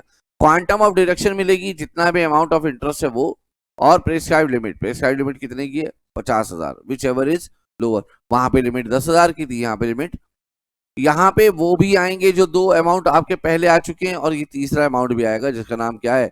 एफडी। तो saving bank account including cooperative bank, post office saving account और एफडी, तीनों की डिडक्शन मिलेगी, तीनों के इंटरेस्ट जोड़कर आपको मैक्सिमम डिडक्शन कितने की मिलेगी? 50,000। वो जो पोस्ट ऑफिस के लिए मैंने 3,500 वाली बात बताई है वो भी आएगा। क्लियर है आपको मेरी बात? ठीक है, चलिए यहाँ पे बेटा आप देख सकते हैं सैलरी की इनकम है 3 लाख रुपए, interest on NSC 8th issue है 50,000 रुपए, इंटरेस्ट ऑन पीपीएफ है 20,000 रुपए, interest on saving bank account है 15,000 रुपए। अब जैसे यहाँ पे आ रहा है बेटा interest on post office saving account 4,200 रुपए, अब यहीं पे हो जाता है interest on post saving account और ब्रैकेट में लिखा होता है ज्वाइंट अकाउंट, ठीक है। तो मेरा कहना यह है कि इसमें से 1 रुपया भी आपकी इनकम में नहीं जाएगा, क्योंकि 2,100 रुपए फिर इसमें से आपके एक असेसी के हो गए और 2,100 रुपए उसके हो गए जो दूसरा वाला असेसी है। समझ में आ गई बात या नहीं? ये इंटरेस्ट हम मान रहे हैं पोस्ट ऑफिस का, फिर ज्वाइंट कहने का मतलब ही वो ये कहना चाहता है कि इंटरेस्ट टोटल है, ठीक है। तो 2,100 रुपए इसमें से एक के हो गए, 2,100 दूसरे के हो गए, और कितने तक एग्जेम्प्ट है ये? 3,500 तक, यही माना जाएगा जो मैंने बताया। अब आप बाकी परमुटेशन कॉम्बिनेशन के बारे में बात अलग से कर लेना, ठीक है। तो ये 3 लाख रुपए बेटा इनकम में आ गए। अच्छा अब जब ये इनकम में आ गए, एक क्वेश्चन और आता है कि जी यहाँ पे हम स्टैंडर्ड डिडक्शन माइनस करेंगे नहीं, तो बेटा कभी भी लिखा हो सैलरी इनकम तो नहीं माइनस करेंगे, या लिखा हो income under the head salary तो माइनस नहीं करेंगे। सर आपने पहले तो माइनस किया है बेटा, वहां लिखा था बेसिक सैलरी, डीए, बोनस, तो उन सबको जोड़ के ग्रॉस सैलरी आता है, ये ऑलरेडी माइनस हुआ है, ठीक है ना, ये सैलरी इनकम लिखा है। बात समझ में आ रही है? Interest on NSC 8th issue है, ये इनकम में ऐड होगा, ये एग्जेम्प्ट है, ये इनकम में ऐड होगा, और इसमें से 700 रुपए ऐड होगा, उन सबको जोड़कर ग्रॉस टोटल इनकम आ जाएगा। इसकी डिडक्शन एटीसी में मिलेगी, और इसकी दोनों की मिलाकर 10,000 की एटीटीटीए में मिलेगी, जो कि आपके सामने आंसर में, ठीक है। अब आते हैं क्वेश्चन नंबर 9 पर, ये अपने आप कर लेना बेटा, सबको मिल जाएगा पीडीएफ। अब आता है एटी, शॉर्ट में सुनिए एटी को। एटी की डिडक्शन किसी भी इंडिविजुअल को मिलेगी, और एजुकेशनल लोन पर जितना भी इंटरेस्ट उसने दिया है, किस पर? एजुकेशनल लोन पर जितना भी इंटरेस्ट उसने दिया है उसकी डिडक्शन मिलेगी। एजुकेशनल लोन पर जितना भी इंटरेस्ट उसने दिया है उसकी क्या मिलेगी बेटा? डिडक्शन मिलेगी। एजुकेशनल लोन किसके लिए लिया हो बेटा? अपने पढ़ने के लिए लिया हो, ठीक है, अपनी बेटा बच्चों के लिए लिया हो, या स्पाउस के लिए लिया हो, या फिर किसी भी ऐसे स्टूडेंट के लिए लिया हो जिसका वो लीगल गार्जियन हो। लीगल गार्जियन ये नहीं होता कि मंदिर की सीढ़ियों से बच्चा उठा लिया, मस्जिद की सीढ़ियों से उठा लिया, बस बेटा आप बच्चा चोर कहलाएंगे। इसके लिए आपको लीगल गार्जियन तो बनना पड़ेगा, इसके लिए कोर्ट में एप्लीकेशन देनी पड़ती है, ठीक है। फिर जनरली अनाथालय से मिलता है बच्चा, वो भी पुलिस वेरिफिकेशन के बाद, एक लंबा प्रोसीजर है उसका, पूरा वेरिफिकेशन होता है तब मिलता है। तो अगर आप किसी भी स्टूडेंट के लीगल गार्जियन है, स्पाउस है, चिल्ड्रन है, या खुद के लिए, जितना भी इंटरेस्ट आप पे करेंगे एजुकेशन लोन पर, 1 लाख, 2 लाख, 5 लाख, 10 लाख, 15 लाख, जितना भी पे करेंगे बेटा उसकी डिडक्शन मिलेगी। और जहां से आप इंटरेस्ट पे करना शुरू करेंगे फर्स्ट 8 ईयर तक की डिडक्शन मिलेगी। अगर आपका लोन चला 10 साल तो आपको 8 साल की डिडक्शन मिलेगी, 8 साल तक। और अगर आपका लोन चला कंटिन्यू रहा 5 साल तो 5 साल बाद ना इंटरेस्ट दोगे ना डिडक्शन मिलेगी। ठीक है, ये बाकी चीजें आप अपने आप पढ़ लेना बेटा, ओवरव्यू दे दिया, रिवीजन में तो इतनी ही बात होगी। सेक्शन नंबर 80EE ये आज के कॉन्टेक्स्ट में रेलिवेंट नहीं है बट कोर्स में दिया हुआ है इसलिए रिपीट कर रहा हूं सेक्शन को। यह है इंटरेस्ट ऑन हाउसिंग लोन। इसके बारे में हाउस प्रॉपर्टी में पहले ही बात हो चुकी है, उसकी क्लास भी यूट्यूब पर आ चुकी है। Interest on housing loan, housing loan का जो इंटरेस्ट है उसकी डिडक्शन मिलेगी। कई बच्चे क्या करते हैं, वो हमारी क्लास देखते हैं सिर्फ डिडक्शन देख रहे हैं, फिर उनको कोई बात समझ में नहीं आ रही, फिर वो मुझे मैसेज करते हैं कि जी ये कैसे बता दिया। देखिए अगर क्लास देख रहे हैं तो फिर सारी ही देखिए, ठीक है ना। कोई बात हाउस प्रॉपर्टी में आई है, कोई सैलरी में आई है, कोई रेट ऑफ टैक्स में होगी, कोई कैपिटल गेन में होगी। आप पूरा एक सीक्वेंस में देखेंगे क्लासेस, जिस सीक्वेंस में आपको प्लेलिस्ट टैक्सेशन 2025-26 के नाम से आपको एक प्लेलिस्ट मिलेगी, उसके अंदर आप देखिएगा सारी क्लासेस नंबर वाइज हैं, उसमें थंबनेल पर भी और नीचे डिस्क्रिप्शन में भी पड़ा होगा क्लास 1, क्लास 2, क्लास 3। और अगर किसी चैप्टर की क्लास ज्यादा है तो उसमें ऐसे पड़ा होगा क्लास 1। फॉर एग्जाम्पल सैलरी में की क्लास आई है 5वें नंबर पे तो उसमें होगा क्लास नंबर 5 सैलरी पार्ट 1। फिर अगली क्लास आएगी तो क्लास नंबर 6 सैलरी पार्ट 2। इस तरीके से देखिए, और उसमें आपको सारे कॉन्सेप्ट भी मिलेंगे, नोट्स भी लेने का तभी फायदा है, ठीक है ना। ये नहीं कि कुछ यहाँ से देख लिया, कुछ यहाँ से देख लिया, कुछ यहाँ से देख लिया, तो बेटा वो उसका कोई फायदा नहीं। किसी भी टीचर की आप क्लास देखिए, सारे टीचर अच्छा पढ़ाते, एक जगह से देखिए। ये नहीं कि दो सेक्शन एक टीचर के देख लिए, दो एक जगह, वो टैक्सेशन का जो हालात निकलेंगे ना बाद में वो बहुत गंदे निकलेंगे। सारे सेक्शन किसी भी टीचर को फॉलो करिए, एक टीचर को फॉलो करिए। Section number 80EE deduction for interest on housing loan. बेटा ये हाउसिंग लोन की जो इंटरेस्ट की डिडक्शन है, ये हाउस प्रॉपर्टी में सेक्शन 24 क्लॉज बी में बात हो चुकी है इसके बारे में, ठीक है ना। इसकी ही डिडक्शन मिल रही है दोबारा, हाउसिंग लोन के इंटरेस्ट की डिडक्शन। अब यहां पे कहा है कि ये डिडक्शन सिर्फ इंडिविजुअल को मिलेगी जो बोरो करता है money for acquisition of A residential house property. साफ लिखा है रेसिडेंशियल हाउस प्रॉपर्टी, तो बेटा कमर्शियल का वर्ड ही नहीं यहाँ पे पैदा होता जब रेसिडेंशियल लिख दिया। अच्छा यहाँ पे रेसिडेंशियल ही लिखा है, then such individual assessee can claim deduction under section 80EE, ठीक है ना। तो वो डिडक्शन क्लेम कर सकता है अंडर 80EE। अब यहां डिडक्शन क्लेम करने के लिए ये 4 कंडीशन है, 1 2 3 4, चारों कंडीशन आप फुलफिल करोगे तब ये डिडक्शन मिलेगी। फर्स्ट कंडीशन ये है कि जिस दिन आपको लोन सैंक्शन किया जा रहा है उस दिन आपके पास कोई अपना घर नहीं होना चाहिए, रेसिडेंशियल हाउस प्रॉपर्टी नहीं होनी चाहिए। दुकान हो सकती है, प्लॉट हो सकता है, जमीन हो सकती है गांव में खेती की हो सकती है, रेसिडेंशियल हाउस प्रॉपर्टी नहीं होनी चाहिए, शर्त ये है, ठीक है ना। नंबर 2, प्रॉपर्टी की कीमत 50 लाख रुपए उससे कम होनी चाहिए। लोन इस स्पेसिफाइड डेट के बीच में ही आपको सैंक्शन किया गया हो, घर चाहे आपने इस डेट के बाद खरीदा हो, लोन इसी डेट में सैंक्शन होना चाहिए। हो सकता है कि आपको लोन मिला हो 31 मार्च 2017 को और घर खरीदा हो आपने 2 अप्रैल 2017 को, पॉसिबल है। तो लोन की डेट है ये, घर खरीदने की डेट नहीं है, ठीक है। और फोर्थ है कि लोन का जो अमाउंट है वो टोटल लोन का अमाउंट 35 लाख रुपीज या उससे ज्यादा नहीं होना चाहिए। चारों कंडीशन पूरी करोगे। हाउस प्रॉपर्टी में ऐसी कोई कंडीशन ही नहीं है। हाउस प्रॉपर्टी में तो जो भी आपने मकान बनाने खरीदने के लिए और भी पर्पज है लोन लिया है तो उसकी डिडक्शन आप ले सकते हैं जितना भी इंटरेस्ट पे करेंगे। अब यहाँ पे एक बच्चा मुझसे क्वेश्चन करता है कि सर जी अगर ये प्रॉपर्टी लेट आउट हो तो क्या डिडक्शन मिल सकती है? तो जवाब है मिल सकती है, जवाब है मिल सकती है, क्योंकि यहाँ पे ऐसी कोई कंडीशन नहीं है।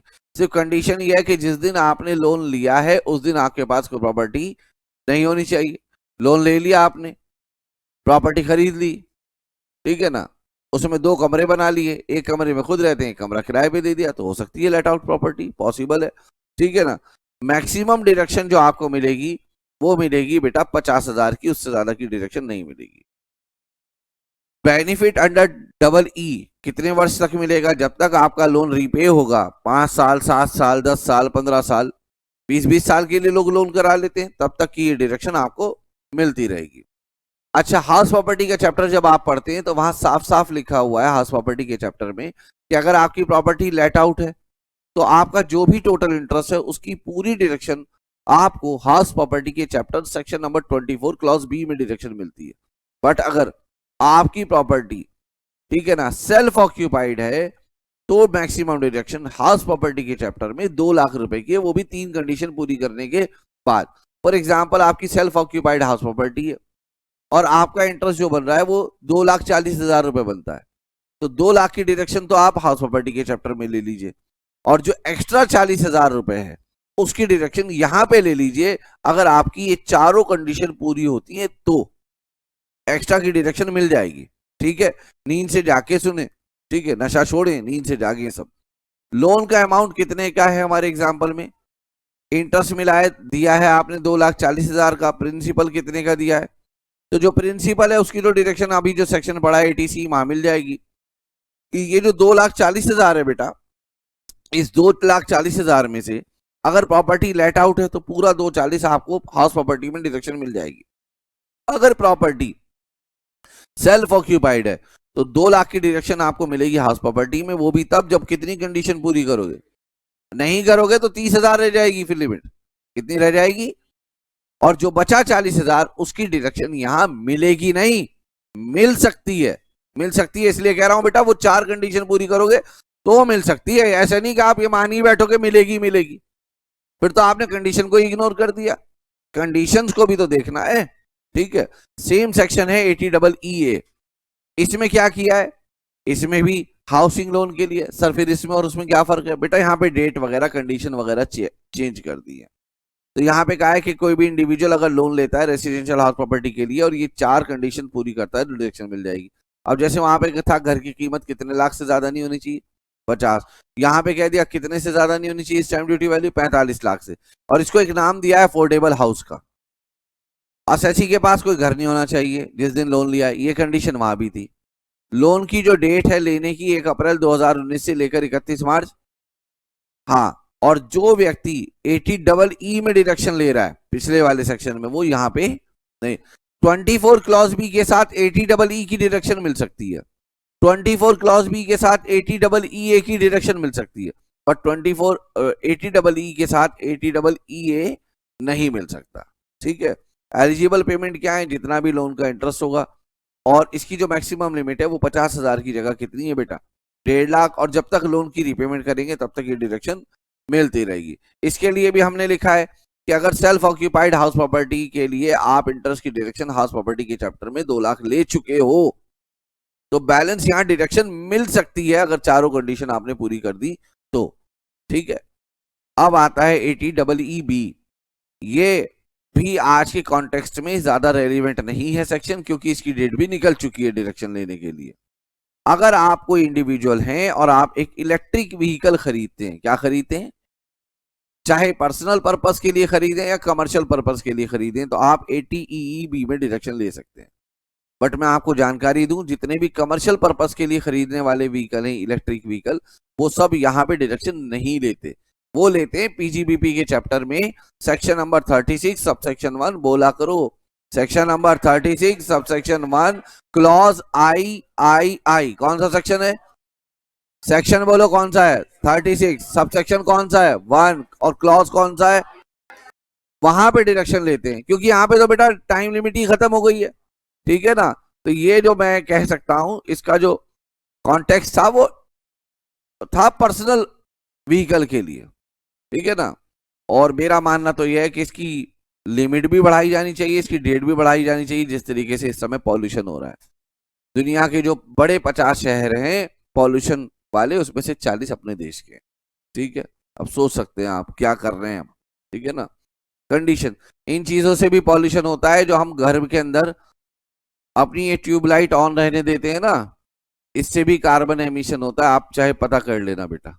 ठीक है ना, हाँ, ये मैं मजाक नहीं कर रहा हूँ, मैं वो नहीं कह रहा हूँ कि नाली की गैस से चाय बनाई जा सकती, मैं ऐसी बात नहीं कर रहा हूँ, मैं पूरा सोच समझ के कह रहा हूँ बेटा, कार्बन एमिशन होता है इससे। ठीक है ना, कंडीशन देखिए बेटा, loan for purchase of electric vehicle, loan लिया आपने किसके लिए बेटा? परचेज ऑफ इलेक्ट्रिक व्हीकल के लिए। 1 अप्रैल 2019 से कब तक लोन ले लें आप? 31 मार्च 2023 तक। कोई इनसे पूछे इसी में पॉल्यूशन फैल रहा था? अभी देखना इस बार गैस चैम्बर बन गया, हर किसी की आंखों से आंसू आ रहे थे। तो इसकी तो डेट भी बढ़नी चाहिए, ये डेट ही हटा देनी चाहिए कुछ समय के लिए। और इसमें लिखे जितना इंटरेस्ट पे करेंगे सबकी डिडक्शन मिलेगी, इसमें ये लिखे। और डीजल पेट्रोल वालों के लिए लिखें, जो भी डीजल पेट्रोल के व्हीकल यूज करता है, एक एक घर में 5-5 गाड़ियां हैं, ठीक है, मेरे पास तो एक भी नहीं है, ठीक है ना। जिनके पास है, मैं उनकी बात, मेरे है ही नहीं, मेरे नाम पर कुछ भी नहीं है बेटा। जिनके पास है उनसे ज्यादा पैसे लिए ठीक है। Loan from financial institution, bank और एनबीएफसी, किसी से भी लोन ले, ठीक है। मेरे नाम पे, सच में मेरे नाम पे एक साइकिल नहीं है, ठीक है ना। पीरियड ऑफ बेनिफिट, मैं तो जाता भी खालिद के साथ हूँ। Period of benefit, period of benefit, तो जितना भी लोन आप पे करेंगे, ठीक है ना, उसकी आपको डायरेक्शन मिलेगी। और मैक्सिमम लिमिट इसमें कितने की है? 1.5 लाख रुपए की। अच्छा, बच्चों का ये है, जैसे उन्होंने कोई क्वेरी की तो उनको एकदम जवाब मिलनी चाहिए। दूंगा बाद में जब मेरी मर्जी होगी, ठीक है। तो लोन का, लोन जितना भी इंटरेस्ट आप पे करेंगे उसकी डायरेक्शन मिलेगी। मैक्सिमम कितने की बेटा? 1.5 लाख की। एक्चुअली में क्या होगा, मैं जवाब देने के अभी आपके बीच में रहूंगा ना, तो रिदम टूट जाएगा, इसलिए मैं जवाब नहीं दे रहा हूं। आप अपनी क्वेरी को रखें, मैं लास्ट के 5 मिनट आपको दूंगा, आप क्वेरी पूछ लेना, ठीक है। तो जितना भी इंटरेस्ट आपने पे किया है वो और 1.5 लाख रुपए की डिडक्शन मिलेगी। अगर देखा जाए तो 80E में भी 1.5 लाख की लिमिट है, 80EB में भी 1.5 लाख की लिमिट है। 80EE में जो लिमिट थी बस वो कितने की थी? 50,000 की। नो डिडक्शन, कोई डिडक्शन और नहीं मिलेगी अगर इस सेक्शन में डिडक्शन ले लेंगे, वही सेक्शन मैंने तो बेटा मैं ये कह रहा था कि 80EB में जो डिडक्शन मिलेगी वो आप डिडक्शन ले सकते हैं, बट फिर वो डिडक्शन आप किसी और सेक्शन में नहीं लेंगे, जैसे कि आपके सामने स्क्रीन पर दिखाई दे रहा है, section number 36 sub section 1 clause आई। आइए, इसके बाद एक सेक्शन आता है 80QQB और 80RRB, ये दोनों एक जैसे सेक्शन है। 80QQB में और 80RRB में ये डिफरेंस है कि 80QQB जो सेक्शन है वो ऑथर के लिए, जो बुक राइटर होते हैं ना, किताबें लिखते हैं, उनके लिए। और 80RRB इन्वेंशन करने के लिए, जिसने अपनी इन्वेंशन को पेटेंट करा लिया हो अंडर द पेटेंट एक्ट 1970। तो अगर आप कोई ऑथर हैं, क्या है?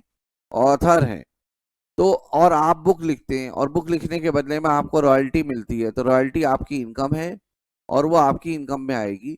आप उसे पीजीबीपी की इनकम में भी ले सकते हैं और आप इनकम फ्रॉम अदर सोर्स में भी ले सकते हैं, दोनों में से कहीं पर भी दिखा सकते हैं रॉयल्टी की इनकम को। बट उसकी डिडक्शन मिलेगी आपको 80QQB में, और वो डिडक्शन कुछ इतनी मिलेगी जितनी रॉयल्टी की इनकम है और 3 लाख। और इसके अलावा हमें एक चीज और देखनी होती है कि ये डिडक्शन कभी भी बुक वैल्यू जो सोल्ड है उसके 15% से ज्यादा नहीं होनी चाहिए। ये जो बुक है ये लिटरेरी नेचर की होनी चाहिए, आर्टिस्टिक होनी चाहिए, साइंटिफिक नेचर की होनी चाहिए। ये स्कूल की text book, guide, commentary, newspaper, journal, pamphlet वगैरह नहीं होना चाहिए। इसकी डायरेक्शन लेने के लिए असेसी को, यानी कि जो ऑथर है, जो बुक लिख रहा है, वो रेसिडेंट इंडिविजुअल होना चाहिए। वो फर्निश करे एक certificate in the prescribe manner in prescribe format, जो ड्यूली वेरीफाइड हो by the responsible person for making such payment. अब पब्लिशर पेमेंट करता है बेटे ऑथर को, वो सर्टिफाई करके दे कि हाँ ये जो पेमेंट हो रही है इसका नेचर जो है वो 80QQB डिडक्शन देने के लिए एलिजिबल है, ठीक है ना। रॉयल्टी अगर लमसम में ली जाए तो मैंने अभी बताया था कि जो रॉयल्टी इनकम है वो लिमिट 3 लाख और बुक वैल्यू सोल्ड के 15% से ज्यादा की डिडक्शन नहीं मिलेगी।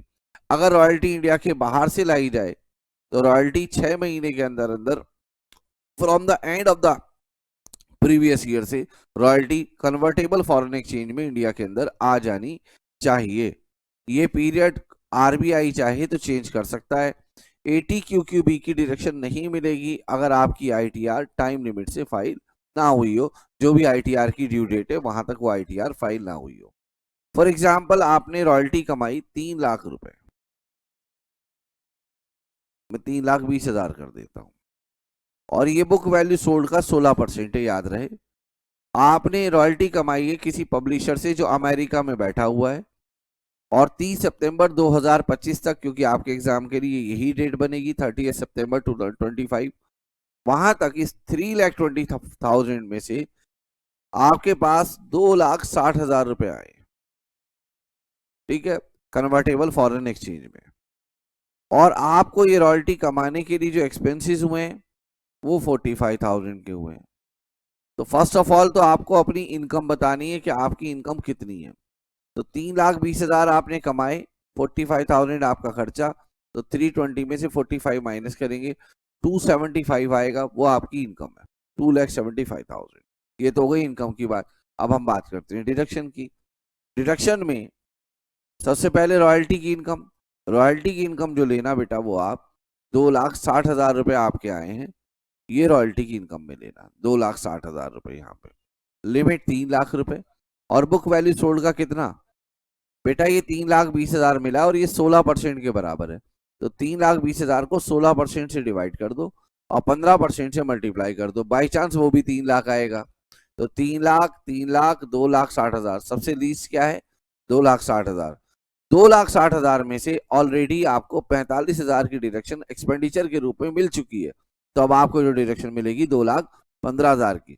आप चाहते हैं 45,000 माइनस ना हो, तो उसके लिए आपको क्या काम करना है कि इस 320 में से 45 माइनस नहीं करने। जब आपने इनकम में 275 दिखाए थे, अगर वहां 275 ना दिखाते, पूरे 3,20,000 दिखा देते, तो डिडक्शन 2,60,000 की मिल जाती। ऐसा नहीं कर सकते ना कि एक ही चीज के दो बार बेनिफिट ले लें। तो अगर आप 45,000 की पहले डिडक्शन ले चुके हैं, तो जो अब आपकी 80 क्यूक्यूबी में डिडक्शन आएगी, वो उतने अमाउंट से क्या हो जाएगी, कम हो जाएगी। ये ऐसा ही एक क्वेश्चन इलस्ट्रेशन नंबर 18 है, जो मैं आपको क्वेश्चन आंसर करते समय कराऊंगा। सेम ये इलस्ट्रेशन आपको दिखाई भी दे रहा है, ये मैं आपको बाद में डिस्कस करूंगा क्वेश्चन आंसर के अंदर। यहाँ पे सेक्शन आ जाता है ATRRB। ये डिडक्शन मिलती है रॉयल्टी ऑन पेटेंट्स पर, और रॉयल्टी मिले किसको, जिसके नाम पर पेटेंट रजिस्टर्ड हो, रेसिडेंट इंडिविजुअल होना चाहिए। डिडक्शन की क्वांटम वही है, रॉयल्टी रिसीव 3,00,000 रुपए की लिमिट, और जितना भी मतलब इन्वेंशन हुई है उससे जो भी कमाई हुई है वो 15% से ज्यादा नहीं होने, सब कुछ वही है। कंडीशन क्या है कि जो प्रेस्क्राइब अथॉरिटी है उससे एक ड्यूली सर्टिफाइड सर्टिफिकेट लेना है। उसके अलावा ITR समय से फाइल हो जानी चाहिए। विदेशों से पैसा आ रहा है तो फॉरेन कन्वर्टेबल एक्सचेंज में 6 महीने के अंदर अंदर पैसा आ जाना चाहिए। यानी कि सारी कंडीशन वही है जो आप ATQQB में पढ़कर आए, वही सेम कंडीशन डिट्टो ATRRB में है। ना डिडक्शन चेंज है ना कुछ, बस नाम चेंज है। वहां पे जो डिडक्शन मिलती है वो उस रॉयल्टी की है जो बुक ऑथर को मिलती है। यहाँ पे जो रॉयल्टी मिलती है वो उसको मिलती है जो इन्वेंटर है किसी भी साइंटिफिक इन्वेंशन का। ठीक है, इसके बाद आता है जी ATD। ATD की डिडक्शन में एलिजिबल पर्सन दो हैं, एक इंडिविजुअल और एक हिंदू अनडिवाइडेड फैमिली। अगर कोई इंडिविजुअल अपने लिए, स्पॉस के लिए और डिपेंडेंट बच्चों के लिए और पेरेंट्स के लिए, पेरेंट्स या स्पॉस के साथ डिपेंडेंट नहीं है, इनके साथ डिपेंडेंट है, तो डिपेंडेंट बच्चे। तो अपने लिए, स्पॉस के लिए, डिपेंडेंट बच्चों के लिए और पेरेंट्स के लिए अगर वो मेडिकल इंश्योरेंस प्रीमियम पे करता है तो उसकी कॉन्टेक्स्ट में यहाँ डिडक्शन मिलेगी। इसी प्रकार से HUF अपने किसी भी परिवार के सदस्य के लिए मेडिकल इंश्योरेंस प्रीमियम पे करता है तो उसकी डिडक्शन मिलेगी। मेडिकल इंश्योरेंस प्रीमियम उन 4 खर्चों में से एक खर्चा मैंने बताया जिसकी डिडक्शन 80D में मिलती है। क्या क्या मिलती है, मेडिकल इंश्योरेंस प्रीमियम है eligible payment, contribution to central government और स्टेट गवर्नमेंट हेल्थ स्कीम है, और प्रिवेंटिव हेल्थ चेकअप है। सर आप तो 4 कह रहे थे, ये तो 3 है, एक आगे आएगा। डिडक्शन की क्वांटम जितना भी पैसा आप खर्चा करेंगे वो, और limit 25,000 which ever is lower. ये 25 की लिमिट 50 हो जाएगी अगर आप में से कोई सीनियर सिटीजन है, तो आप में से मतलब असेसी, उसकी स्पॉस या माँ बाप, कोई भी अगर सीनियर सिटीजन है, डिडक्शन 50,000 की हो जाएगी। इंडिविजुअल को 2 डिडक्शन मिलेगी, एक अपने लिए, स्पॉस के लिए और डिपेंडेंट बच्चों के लिए, और माँ बाप के लिए डिडक्शन अलग से है। HUF को एक ही डिडक्शन मिलेगी एनी मेंबर ऑफ HUF के लिए। डिडक्शन किसके रिगार्डिंग मिलेगी, अगर कोई इंडिविजुअल या हिंदू अनडिवाइडेड फैमिली अपने नाम से मेडिकल इंश्योरेंस प्रीमियम पे करता है या माँ बाप के नाम से पे करता है, HUF अपने किसी भी परिवार के सदस्य के लिए पे करता है, तो डिडक्शन मिल जाएगी। बट अगर contribution to central government health scheme और स्टेट गवर्नमेंट हेल्थ स्कीम की बात करें तो इंडिविजुअल अपने नाम पर, स्पाउस के नाम पर और डिपेंडेंट बच्चों के नाम पर पैसा देगा तो डिडक्शन मिलेगी। पेरेंट्स को के नाम पर डिडक्शन नहीं मिलेगी और सेंटर और एचयूएफ के नाम पर डिडक्शन नहीं मिलेगी। प्रिवेंटिव हेल्थ चेकअप किसी का भी कराएं डिडक्शन मिल जाएगी। मैक्सिमम लिमिट बेटा 25,000 है। अगर एज 50 साल से कम है, 50 साल या उससे ज्यादा है तो लिमिट 50,000 है। अब जैसे आप ये प्रोविजन सुन रहे हैं, प्रोविजन सुनने से सिर्फ काम नहीं चलेगा, आप इस चैप्टर के सारे क्वेश्चन आंसर करिए। और जनरली क्या होता है, डिडक्शन का सेक्शन अलग से नहीं आता, डिडक्शन का क्वेश्चन नहीं आता अलग से। जो आपके ग्रॉस टोटल इनकम है उसके अंदर छोटे छोटे पॉइंट डिडक्शन के होंगे और वो क्लैरिटी तभी आएगी जब आप इस पूरी सीरीज को करते हुए ग्रॉस टोटल इनकम तक हमारे साथ पहुंचे पीवाई क्वेश्चंस में, ठीक है ना। तब ये चीजें कोरिलेट होंगी। तो 25,000 की डिडक्शन मिलती है नॉर्मल केस में, और अगर असेसी की एज या उसके परिवार के किसी सदस्य की एज या उसके स्पाउस या बच्चों की एज 60 साल या उससे ज्यादा है तो ये लिमिट 50,000 हो जाएगी। जो फोर्थ एक्सपेंडिचर था वो ये था कि अगर कोई एक्सपेंस इनकर किया गया है मेडिकल ट्रीटमेंट पर अपने लिए, स्पाउस के लिए या माँ बाप के लिए जिनकी एज 60 साल या उससे ज्यादा है और वो रेसिडेंट इन इंडिया है, तो एक्सपेंडिचर जो किया गया है उसकी डिडक्शन में मिल जाएगी, चाहे मेडिकल इंश्योरेंस प्रीमियम पे हो या ना हो। क्योंकि जो बूढ़े लोग होते हैं उनका मेडिकल इंश्योरेंस नहीं हो पाता, तो अगर उनके मेडिकल ट्रीटमेंट पर भी कोई खर्चा किया गया है तो वो अमाउंट भी एलिजिबल होगा सेक्शन 80D की डिडक्शन के अंदर, मगर लिमिट के अंदर होगा, 25 या 50 की लिमिट के अंदर। 25 की तो बात ही नहीं उठती, यहाँ पे एज कितने से ज्यादा है, 60 से ज्यादा, तो मैं कहूंगा ये 50,000 की लिमिट में ये वाला अमाउंट भी इंक्लूडेड है।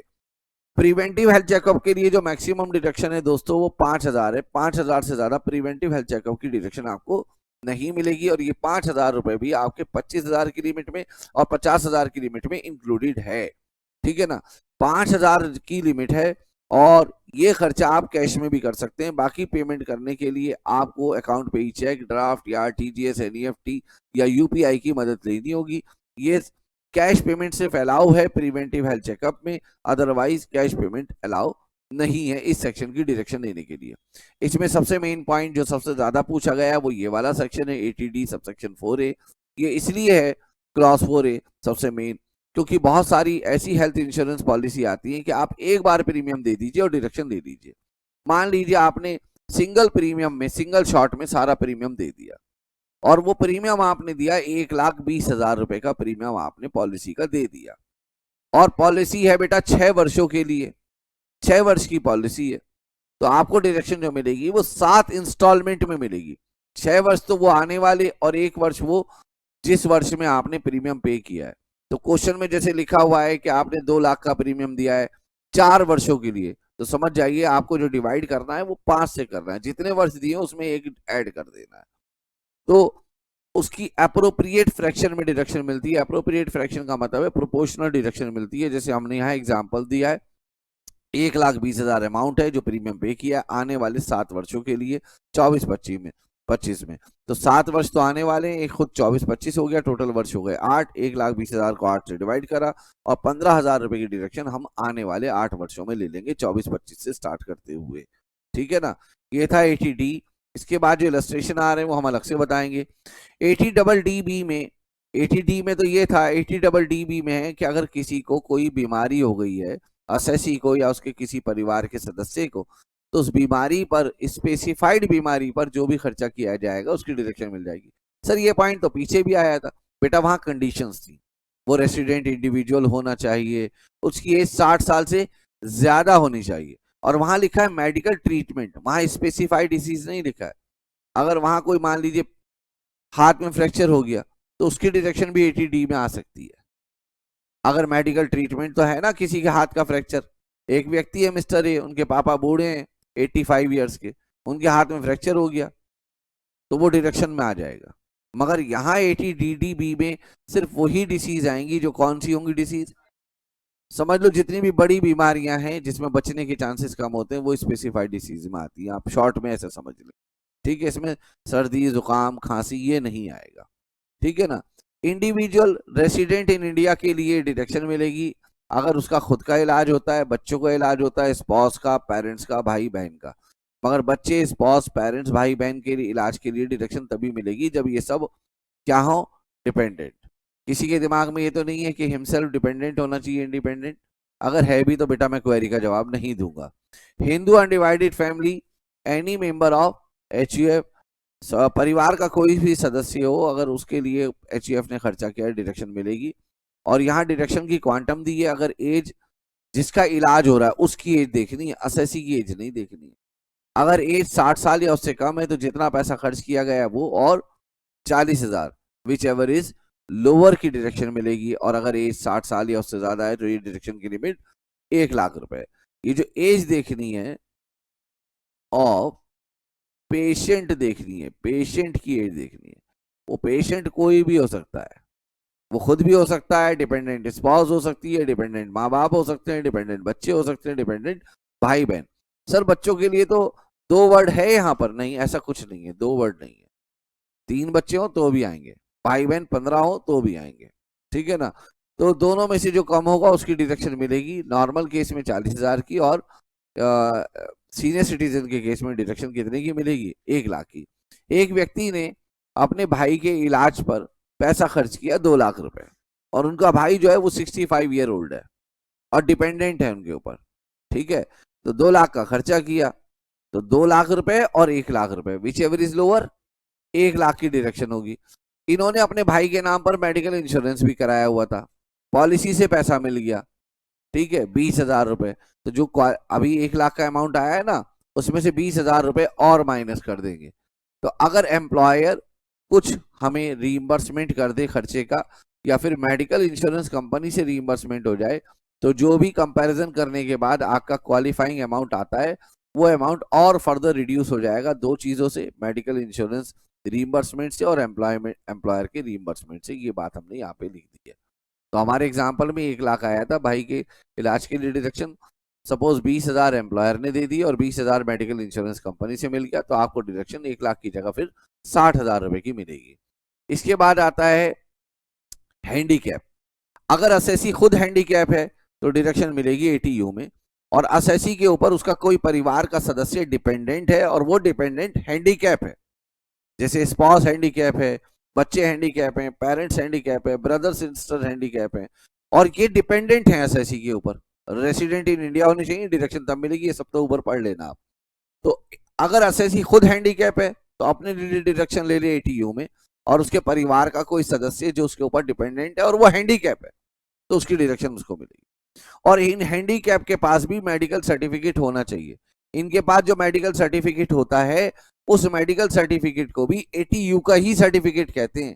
जानकारी के लिए बता दूं मैं आपको, किसका कहते हैं? मिस्टर ए खुद भी हैंडीकैप है, उनका भाई भी हैंडीकैप है, तो मिस्टर ए के पास भी 80U का सर्टिफिकेट होगा, उनके भाई के पास भी 80U का सर्टिफिकेट होगा, और उनका भाई फाइनेंशियली डिपेंडेंट है मिस्टर ए पर। तो जब वो डिडक्शन लेंगे ना, तो आप ये नहीं कहिए कि उनके भाई के पास 80U का सर्टिफिकेट है तो 80U में ही डिडक्शन मिलेगी, ठीक है। डिडक्शन किस में मिलेगी? 80DD में, ये याद रखना बात, ठीक है ना।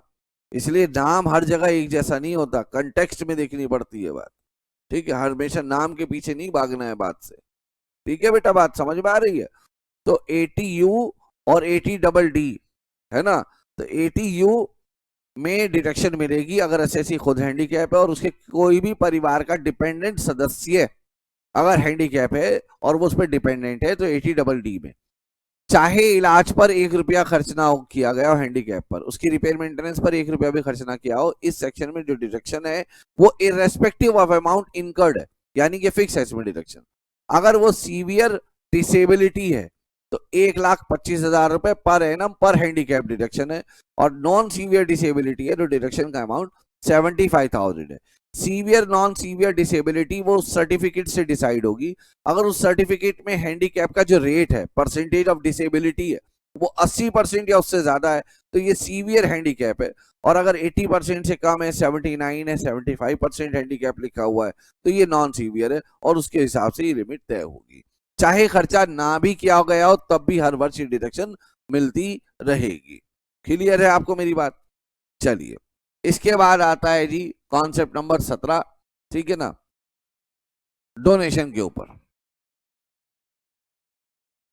बेटा अब हम पढ़ने जा रहे हैं donation to political party. Political party को, या सुनिएगा, पॉलिटिकल पार्टी को अगर कोई डोनेट करता है, या इलेक्ट्रॉल ट्रस्ट को डोनेट करता है तो डिडक्शन मिल जाएगी। बट इलेक्ट्रॉल बॉन्ड अगर लिखा हुआ आ जाए तो ये 2023 में 23-24 में इसको अनकॉन्स्टिट्यूशनल कह दिया गया। तो इलेक्ट्रॉल बॉन्ड के लिए डिडक्शन नहीं है। इलेक्ट्रॉल ट्रस्ट अलग चीज है। इलेक्ट्रॉल ट्रस्ट के लिए और पॉलिटिकल पार्टी के लिए डिडक्शन मिलेगी आपको। ठीक है, इलेक्ट्रॉल बॉन्ड और पॉलिटिकल पार्टी के लिए डिडक्शन। तो बेटा 80 सुनो बेटा, 80 जो सेक्शन है उसमें डिडक्शन मिलती है कंपनी को। अगर असेसी कंपनी है, कंपनी डोनेट करती है किसी पॉलिटिकल पार्टी को, इलेक्टोरल ट्रस्ट को, तो कंपनी को डिडक्शन मिलती है 80 में। और अगर कोई और असेसी जैसे partnership firm, AOP, BOI, individual, HUF ये डोनेट करते हैं पॉलिटिकल पार्टी और इलेक्टोरल ट्रस्ट को, तो डिडक्शन मिलती है 80 में, जो कि 100% है डोनेशन का। इसमें इलेक्ट्रॉल बॉन्ड नहीं आता। इस डोनेशन के अंदर, इस वाली डोनेशन के अंदर इंक्लूड है expenses on advertisement in publication of political party.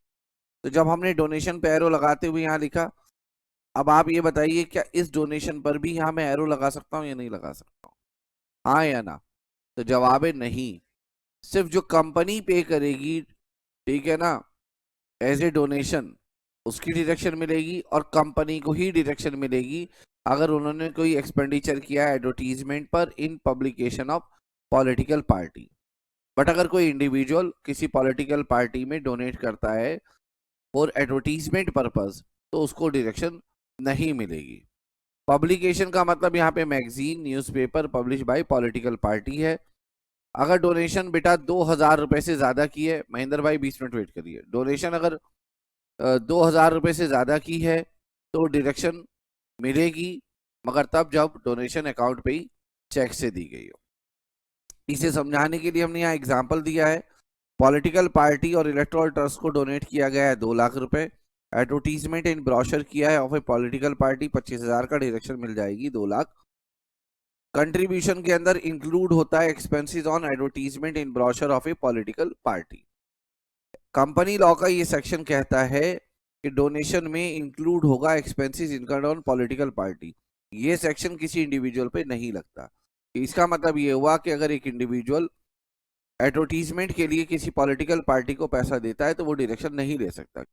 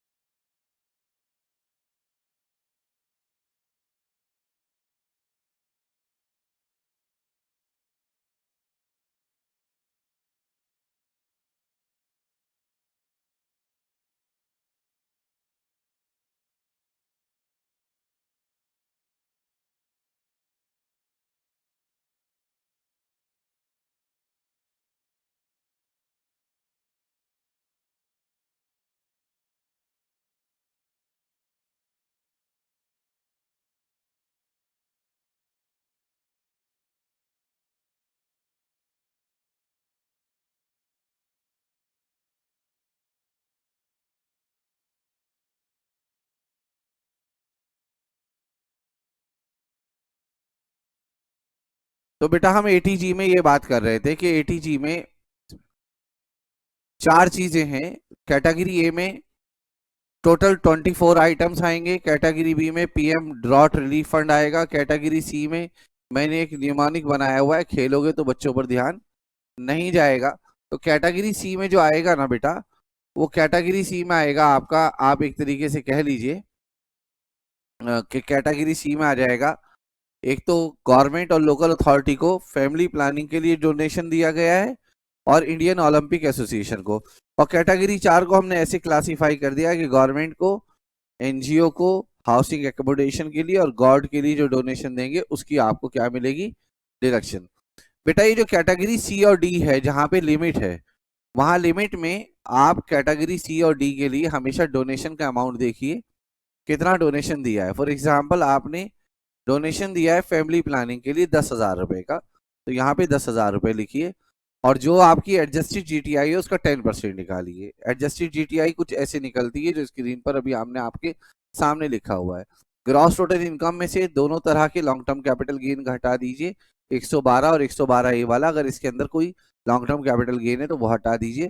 Short term capital gain 111A वाला एक्सक्लूड कर दीजिए और 80C से 80U तक की सारी डिडक्शन हटा दीजिए, सिर्फ इस सेक्शन की 80G की डिडक्शन छोड़कर। ये जो आएगा ये एडजस्टेड जीटीआई है। इस एडजस्टेड जीटीआई, सपोज करिए एडजस्टेड जीटीआई है आपका, सपोज करिए 80,000 रुपए, तो 80,000 का 10% कितना आएगा, 8,000। तो 10,000 आपने डोनेट किया है, 8,000 ये है, दोनों में जो लोअर होगा फिर उस लोअर का आप 100% करेंगे, क्योंकि कैटेगरी सी के लिए डिडक्शन आपको 100% मिलती है। पहले कंपेयर करना है, फिर 100% या 50% करना है, इस बात का ख्याल रखिए। किसी बच्चे को रिवीजन में ये बात ना समझ में आए तो जो इसके बाद हमने एग्जाम्पल नोट्स में दिए उनको जरूर देखें। नोट्स किसी को भी मिल सकते हैं, ठीक है ना। उसको अपना नाम, एड्रेस, अटेम्प्ट कब है ये बताना पड़ेगा। एड्रेस में बस शहर का नाम बता दे और एक ग्रुप ज्वाइन करना है, उसमें आपको सारा डाटा मिल जाएगा व्हाट्सएप पर।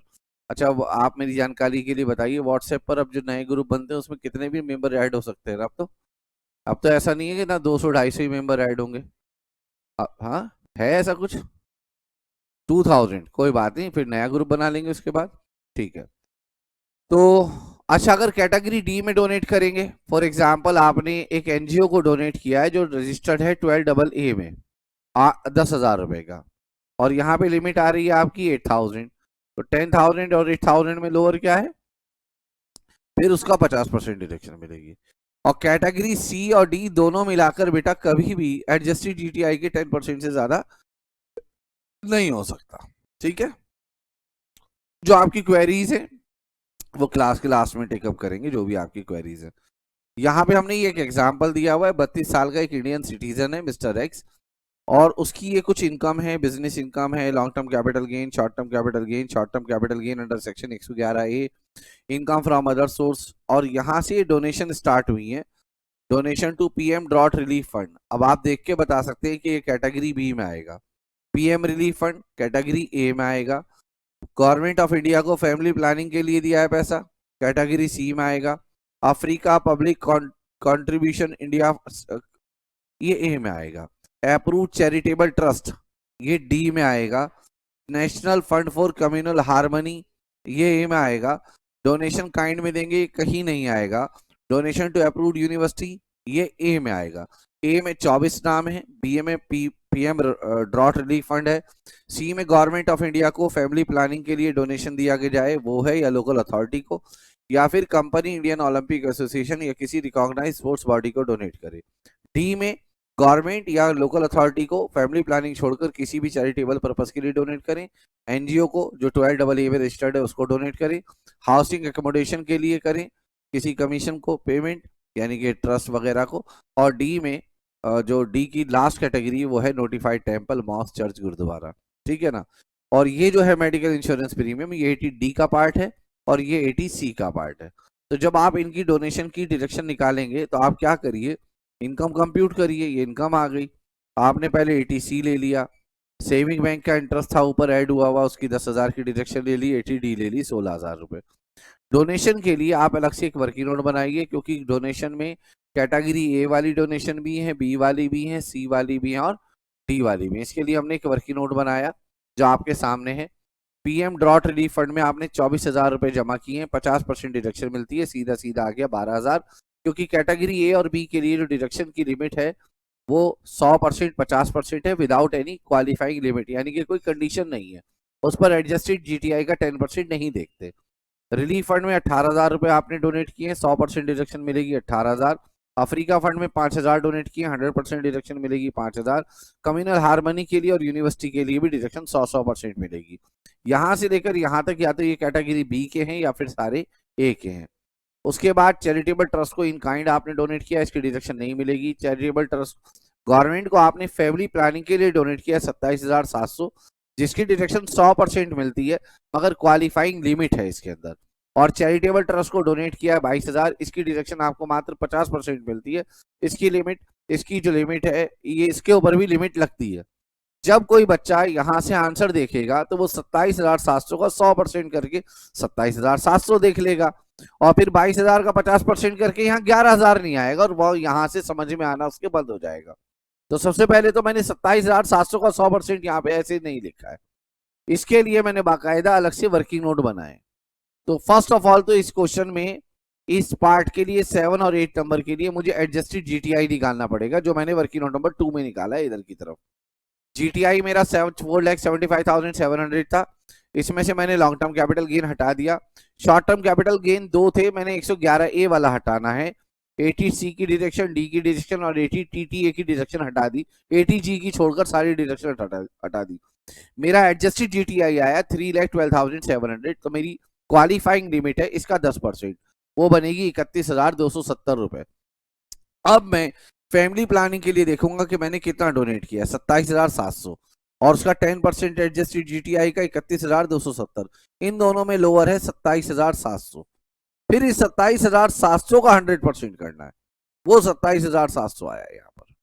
ठीक है, 31,270 में से मुझे 27,700 की डिडक्शन मिल चुकी है, ठीक है ना, वो मैंने माइनस करी, तो मेरी जो अनएग्जॉस्टेड लिमिट है वो 3,570 रुपए की बची। और मैंने अप्रूव ट्रस्ट के लिए डोनेट किया था 22,000। इन दोनों का मैं पहले कंपैरिजन करूंगा, जो दोनों में लोअर आएगा फिर मैंने उसका 50% किया, इसलिए यहाँ पर 1785 आया। ये जो टोटल अमाउंट है इसकी डिडक्शन मुझे यहाँ पे मिल गई 7899। Is it okay? उसके बाद सेक्शन आता है 80GG, ये रेंट की डिडक्शन है। ये डिडक्शन इंडिविजुअल को मिलती है जो उसने अपने घर का किराया दिया है। अगर आप सेल्फ एम्प्लॉयड हैं और आप घर का किराया देते तो भी डिडक्शन मिल जाएगी, और अगर आप सैलरीड क्लास असेसी हैं और आपको एचआरए या रेंट फ्री एकोमोडेशन नहीं मिलता तो भी ये डिडक्शन मिल जाएगी। मगर यहाँ पे एक शर्त है, जिस शहर में आप रहते हैं, ठीक है ना, जहां पे भी आप रहते हैं, मगर इंडिया के अंदर या इंडिया के बाहर आपके नाम पर, आपकी स्पाउस के नाम पर, माइनर चाइल्ड के नाम पर घर नहीं होना चाहिए।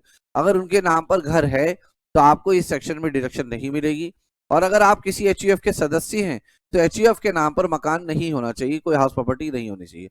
और अगर है और आप डिडक्शन लेना चाहते हैं तो फिर आप उसको अपनी इनकम टैक्स रिटर्न में सेल्फ ऑक्यूपाइड डिक्लेयर ना करें, उसको लेट आउट दिखाएं। अब किसी चीज को अगर लेट आउट दिखाना पड़ता है तो हाउस प्रॉपर्टी की लैंग्वेज में हम कहें तो उसको हम बोलते हैं deem to be let out, और deem to be let out पर टैक्स लगता है। ये बात आप हाउस प्रॉपर्टी के चैप्टर में पढ़ते हैं, deem to be let out पर क्या लगता है, टैक्स लगता है। तो यहां पर ठीक है ना, अगर आपके पास मकान नहीं है तो फिर तो डिडक्शन मिल ही जाएगी, और मकान है तो भी मिल सकती है। बस एक केस है, उस मकान को आपने सेल्फ ऑक्यूपाइड डिक्लेयर ना किया हो। डिडक्शन मिलेगी कितनी, जितना आपको रेंट पे, जितना रेंट आपने पे किया है उसमें से माइनस कर दीजिए 10% ऑफ एडजस्टेड जीटीआई। सर ये एडजस्टेड जीटीआई क्या है बेटा? इसका दोबारा से मीनिंग वही है जो अभी आप डोनेशन के 80G के सेक्शंस में पढ़कर आए। सर क्या मतलब है? जीटीआई लीजिए, लॉन्ग टर्म कैपिटल गेन 112 और 112A अगर उसमें इंक्लूडेड है हटा दीजिए। Short term capital gain 111A वाला ही हटाइए। सर ये long term capital gain, short term capital gain 111A, 112, 112A क्या चीज है? इसके लिए आप लॉन्ग टर्म जो कैपिटल गेन की वीडियो है उसको अच्छे से देख लीजिए, वो यूट्यूब पे डाल दी गई है, ठीक है ना। एडजस्टेड जीटीआई का 25%, एडजस्टेड जीटीआई का 25% कैसे निकाला? GTI long term capital gain, short term capital gain सिर्फ 111A वाला, और 80C से 80U तक की डिडक्शन सिर्फ एक्सेप्ट 80GG छोड़कर। वहां कहा गया था 80G छोड़कर, यहाँ कहा गया है 80 जी छोड़कर। ये जो आएगा ये एडजस्टेड जीटीआई है, इसका 25% लीजिए। रेंट पेड में से एडजस्टेड जीटीआई का 10% माइनस करिए। और प्रेस्क्राइब लिमिट है 5,000 रुपए पर मंथ। सर 5,000 रुपए पर मंथ, हाँ अगर आपने किराए पर मकान 6 महीने लिया है तो यहाँ पे 5,000 रुपए पर मंथ को 6 महीने करना है। यहाँ पे रेंट पेड 6 महीने का लेना है। फिर जीटीआई जो 12 महीने की, उसको भी 12 से डिवाइड करके 6 से मल्टीप्लाई करना है, यानी कि सब कुछ 6 महीने का लेना है। और अगर आपने रेंट पे किया है पूरे 12 महीने का तो सब कुछ 12 महीने का लेना है। जैसे आप एचआरए में या रेंट फ्री अकोमोडेशन में उतने ही दिन की कैलकुलेशन करते हैं जितने दिन के लिए आपको एचआरए मिला है, इसी तरीके से 80GG में भी उतने ही दिन की या महीने की कैलकुलेशन करेंगे जितने महीने आप किराए के मकान में रहते हैं। ठीक है, तो यहाँ पे बहुत जरूरी बात है कि मकान आपका नहीं होना चाहिए, स्पाउस का नहीं होना चाहिए, माइनर चाइल्ड का नहीं होना चाहिए, या जिस एचयूएफ में आप मेंबर है उसके नाम पर मकान नहीं होना चाहिए। अगर है तो डिडक्शन मिल जाएगी, जिसमें उस मकान को सेल्फ ऑक्यूपाइड डिक्लेयर कर दिया जाए तो, ना किया जाए तो, लेट आउट डिक्लेयर कर दिया जाए तो डिडक्शन मिलेगी। डिडक्शन की लिमिट आपके सामने है। इसमें एक क्वेश्चन बनता है, वो ये है कि 80G में भी एडजस्टेड जीटीआई कहा गया था और 80GG में भी। तो सिर्फ पिछले अगर 15-20 अटेम्प्ट लगाए जाएं या उससे ज्यादा भी, सिर्फ एक बार ऐसा हुआ है कि क्वेश्चन में 80G भी आ गया और GG भी। अब प्रॉब्लम ये होगी जब 80G और GG दोनों आ जाएं तो 80G की कैलकुलेशन तब तक नहीं हो सकती जब तक 80GG की कैलकुलेशन ना हो जाए, क्योंकि 80G की कैलकुलेशन करते समय आपको एडजस्टेड जीटीआई चाहिए होगा। और अगर एडजस्टेड जीटीआई आपको चाहिए तो उसके लिए आपको 80GG माइनस करना पड़ेगा, और 80GG की कैलकुलेशन के लिए आपको एडजस्टेड जीटीआई फिर से चाहिए, स्क्रीन पे दिखाई दे रहा है, उसके लिए आपको 80G माइनस करना होगा। तो 80G तब तक नहीं निकल पाएगा जब तक 80GG ना पता हो, और 80G तब तक कंप्यूट ना होगा जब तक, उस केस में एक्स वाई मानकर सॉल्व करेंगे। उसमें टैक्स का क्वेश्चन कम है, मैथमेटिक्स ज्यादा है, इसलिए आईसीआई नहीं पूछता। ठीक है ना, इसलिए आईसीआई इसको नहीं पूछता है, बट पूछ लेगा तो बेटा वहां मैथमेटिकल आपको इक्वेशंस बनानी पड़ेगी और वो सॉल्व करना पड़ेगा। ठीक है, और मैं जब भी कभी टेस्ट दूंगा ये बात मैं जरूर पूछूंगा सब बच्चों से, ये मैंने अभी लीक कर दी है बात। ठीक है ना, कोई भी टेस्ट देना चाहता है तो हमसे कांटेक्ट कर सकता है डिस्क्रिप्शन में दिए गए नंबर पर, मगर ऑनलाइन कोई टेस्ट नहीं होता, फेस टू फेस ही फिजिकल टेस्ट होगा, ऑनलाइन कोई टेस्ट नहीं होता बेटा। ऑनलाइन टेस्ट देना तो असाइनमेंट देना है बेटा। ठीक है, ये एक एग्जाम्पल है, इसको आप पढ़ लीजिएगा, नोट्स में मिल जाएगा, और ये क्वेश्चन आपको करना है। ठीक है ना, इसमें, ठीक है ना, ये आप क्वेश्चन करना है। इसके अंदर 80GG की हमने यहाँ पे पॉइंट नंबर 9 में डिडक्शन ली है। असेसी दिल्ली में काम करता है, 3 लाख रुपए किराया पे करता है, इसके पास अपना मकान है मेरठ में, मगर उसको वो सेल्फ ऑक्यूपाइड नहीं क्लेम करता, तो यहाँ पे डिडक्शन ले सकता है। 5,000 रुपए पर मंथ, 12 महीने का 60,000 बनेगा। जो भी इसने रेंट पे किया उसमें से एडजस्टेड जीटीआई का 10% माइनस कर देंगे, और एडजस्टेड जीटीआई का 25%, तीनों में जो सबसे कम अमाउंट होगा उसकी डिडक्शन इसको मिल जाएगी। इस क्वेश्चन में एडजस्टेड जीटीआई 4,95,000 आएगा, रेंट पेड है 3 लाख, 4,95,000 का 10% 49,500 होता है, 3 लाख में से 49,500 माइनस करेंगे तो 2,50,500 आएगा। ठीक है, और लिमिट है बेटा 60,000, और साथ में एडजस्टेड जीटीआई का 25%, तो सबसे कम जो आएगा इसमें वो 60,000 आएगा। तो इस क्वेश्चन में जो डिडक्शन आपको 80GG की मिलेगी वो 60,000 रुपए की मिलेगी। बाकी वो अमाउंट है वो हमने क्वेश्चन में कंपोनेंट डालें या पॉइंट्स डालें जो ऑलरेडी आप सेक्शन में डिडक्शन पढ़ चुके हैं। अब तक आप क्या पढ़ चुके हैं? ATC, triple C, double C D, double C E, ATCCH, ये हो गए टोटल 5। उसके बाद ATTTA, TTB, ATE, double E, double E A और ATEEB, और ये हो गए टोटल 6, 5 और 6 11 सेक्शन, तो ये हो गए आपके। ATQQB पढ़ा आपने, ATRRB पढ़ा, और उसके अतिरिक्त ATD, डबल DB, ATDD और ATU पढ़ा। फिर आया डोनेशन का number, ATGGB, ATGGC, ATGGA, ATG, और फिर अब ये रेट का पढ़ा सेक्शन नंबर 80GG। और इसके बाद आता है 80JJA। इस सेक्शन में ये कहा गया कि अगर आप नए वर्कर्स को नौकरी देते हैं अपने यहाँ तो आप डिडक्शन ले सकते हैं 30%, जितना भी उनको वेजेस और सैलरी आप देंगे उसका 30% डिडक्शन आपको मिलेगी, मगर कुछ शर्तें हैं, जिसमें से एक शर्त यह है कि प्रीवियस ईयर 24-25 से पहले जो प्रीवियस ईयर है 23-24, उसकी जो लास्ट डेट है 31 मार्च 24, और 31 मार्च 2025 जो प्रीवियस ईयर की लास्ट डेट है, इन दोनों डेट पे देखा जाएगा कि आपके नंबर ऑफ एम्प्लॉय कितने कितने हैं। फॉर एग्जाम्पल 31 मार्च 24 पर आपके नंबर ऑफ एम्प्लॉय है 150 और 31 मार्च 25 पर आपके नंबर ऑफ एम्प्लॉय है 160। तो जो 10 एक्स्ट्रा एम्प्लॉय हैं उनको जो आपने वेजिस पे की है उस वेजिस का 30% डिडक्शन आपको 80JJAA में मिलेगी। सो फॉर एग्जाम्पल उन 10 एम्प्लॉय को आपने टोटल जो सैलरी पे की है पूरे वर्ष में वो पे की है, सपोज करिए 10 के 10 एम्प्लॉय को मिला के मैं कह रहा हूं 25 लाख रुपए, 25 लाख रुपीस पूरे वर्ष में 10 एम्प्लॉय को मिलाकर आपने 25 लाख रुपए पूरे वर्ष में पे किए। तो 25 लाख रुपए की डिडक्शन आपको पीजीबीपी में तो मिलेगी ही मिलेगी बिजनेस एक्सपेंडिचर के तौर पर, ठीक है, मगर 7.5 लाख रुपए की डिडक्शन और मिलेगी 30% यहां पर इस सेक्शन में 80JJAA में। और ये तीसरा वो सेक्शन है जिसकी डिडक्शन ऑप्शनल स्कीम के साथ साथ डिफॉल्ट स्कीम में भी मिलती है। इस सेक्शन की डिडक्शन डिफॉल्ट स्कीम में भी मिलेगी। ये डिडक्शन किसी भी प्रकार का कोई भी एसएससी डिडक्शन ले सकता है, इंडिविजुअल एचईएफ सब ले सकते हैं डिडक्शन, मगर ये डिडक्शन तभी मिलेगी जब आपके अकाउंट्स को, बुक्स ऑफ अकाउंट को टैक्स ऑडिट किया जाता हो under section 44A generally tax audit उनका होता है, जनरली मैं कह रहा हूं, जिनकी टर्नओवर 10 करोड़ से ज्यादा होती है। मगर बहुत सारे ऐसे एसएससी भी निकलेंगे प्रैक्टिकल लाइफ में जिनकी टर्नओवर 10 करोड़ से कम है और उनका टैक्स ऑडिट होता है, तो उनको भी ये डिडक्शन मिल जाएगी, क्योंकि कंडीशन टर्नओवर की नहीं है, कंडीशन यहाँ ये है कि उनका टैक्स ऑडिट होता हो। तो टैक्स ऑडिट अगर होता है तो 80JJAA में डिडक्शन मिलेगी, वो तब जब आपने नए एम्प्लॉय रखे हो सकता है कि आपने पुराने एम्प्लॉय हटा के उनकी जगह पर नए एम्प्लॉय रख ले हो। अगर ऐसा किया है और उससे आपके नंबर ऑफ एम्प्लॉयज इंक्रीज नहीं हुए हैं तो ये डिडक्शन नहीं मिलेगी, वो जस्ट अ रिप्लेसमेंट, वो बस एक रिप्लेसमेंट है, रिप्लेसमेंट के लिए डिडक्शन नहीं है, न्यू रिक्रूटमेंट के लिए डिडक्शन है। अब न्यू रिक्रूटमेंट में, ठीक है ना, जब ये डिडक्शन आप कंप्यूट करेंगे तो इसके लिए आपको एक चार्टर्ड अकाउंटेंट की रिपोर्ट लगानी है।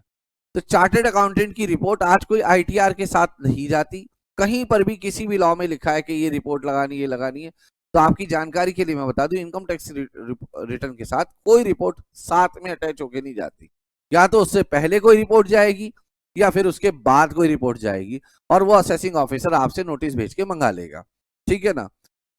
अब यहाँ बात आती है एडिशनल एम्प्लॉय किसे कहते हैं और एडिशनल एम्प्लॉय की कॉस्ट क्या है। तो पहले तो आप ये समझ लीजिए, अगर आपका पहले से बिजनेस चला हुआ आ रहा है, कोई एग्जिस्टिंग बिजनेस है, तो एडिशनल एम्प्लॉय हम उन्हीं को कहेंगे जब आपके नंबर ऑफ एम्प्लॉयज यानी कि एम्प्लॉयज की संख्या इंक्रीज हो गई हो। अगर 31 मार्च 2025 को 31 मार्च 2024 की तुलना में नंबर ऑफ एम्प्लॉयज इंक्रीज हो गए तो उसको एडिशनल एम्प्लॉय कहेंगे। और अगर आपका बिजनेस ही प्रीवियस ईयर में कोई नया बिजनेस स्टार्ट हुआ है तो भी ये डिडक्शन मिल जाएगी, उसमें जितने भी एम्प्लॉय आपने रखे हैं अपने यहाँ वो सारे के सारे नए होंगे, उनके लिए डिडक्शन मिल जाएगी। ये डिडक्शन तभी मिलती है जब या तो कोई आप मैन्युफैक्चरिंग कर रहे हो, ऐसा कुछ है क्या, हाँ ठीक है ना, मैन्युफैक्चरिंग कर रहे हो, ये डिडक्शन तभी मिलेगी 80JJAA में। अगर आप डिडक्शन लेना चाहते हैं तो एम्प्लॉयज को जो सैलरी वगैरह पे करें वो अकाउंट पे ही चेक, ड्राफ्ट और ईसीएस से करें। मान लीजिए आपने अपने एम्प्लॉयज को सैलरी कैश में दे दी तो ये डिडक्शन नहीं मिलेगी, ये डिडक्शन नहीं मिलेगी आपको 80JJAA की। अब एडिशनल एम्प्लॉय का क्या मतलब है? एडिशनल एम्प्लॉय का मतलब है संख्या बढ़ जाए, जो संख्या बल है, नंबर ऑफ एम्प्लॉयज है, वो पिछले वर्ष के तुलना में प्रीवियस ईयर में वो संख्या इंक्रीज हो जाए। कई बार ऐसा होगा कि क्वेश्चन आएगा उसमें नंबर ऑफ वर्कर इंक्रीज हो गए फिर भी डिडक्शन नहीं मिलेगी, क्योंकि एडिशनल एम्प्लॉय में 4 तरह के ऐसे एम्प्लॉय हैं जो एडिशनल एम्प्लॉय में काउंट नहीं होंगे।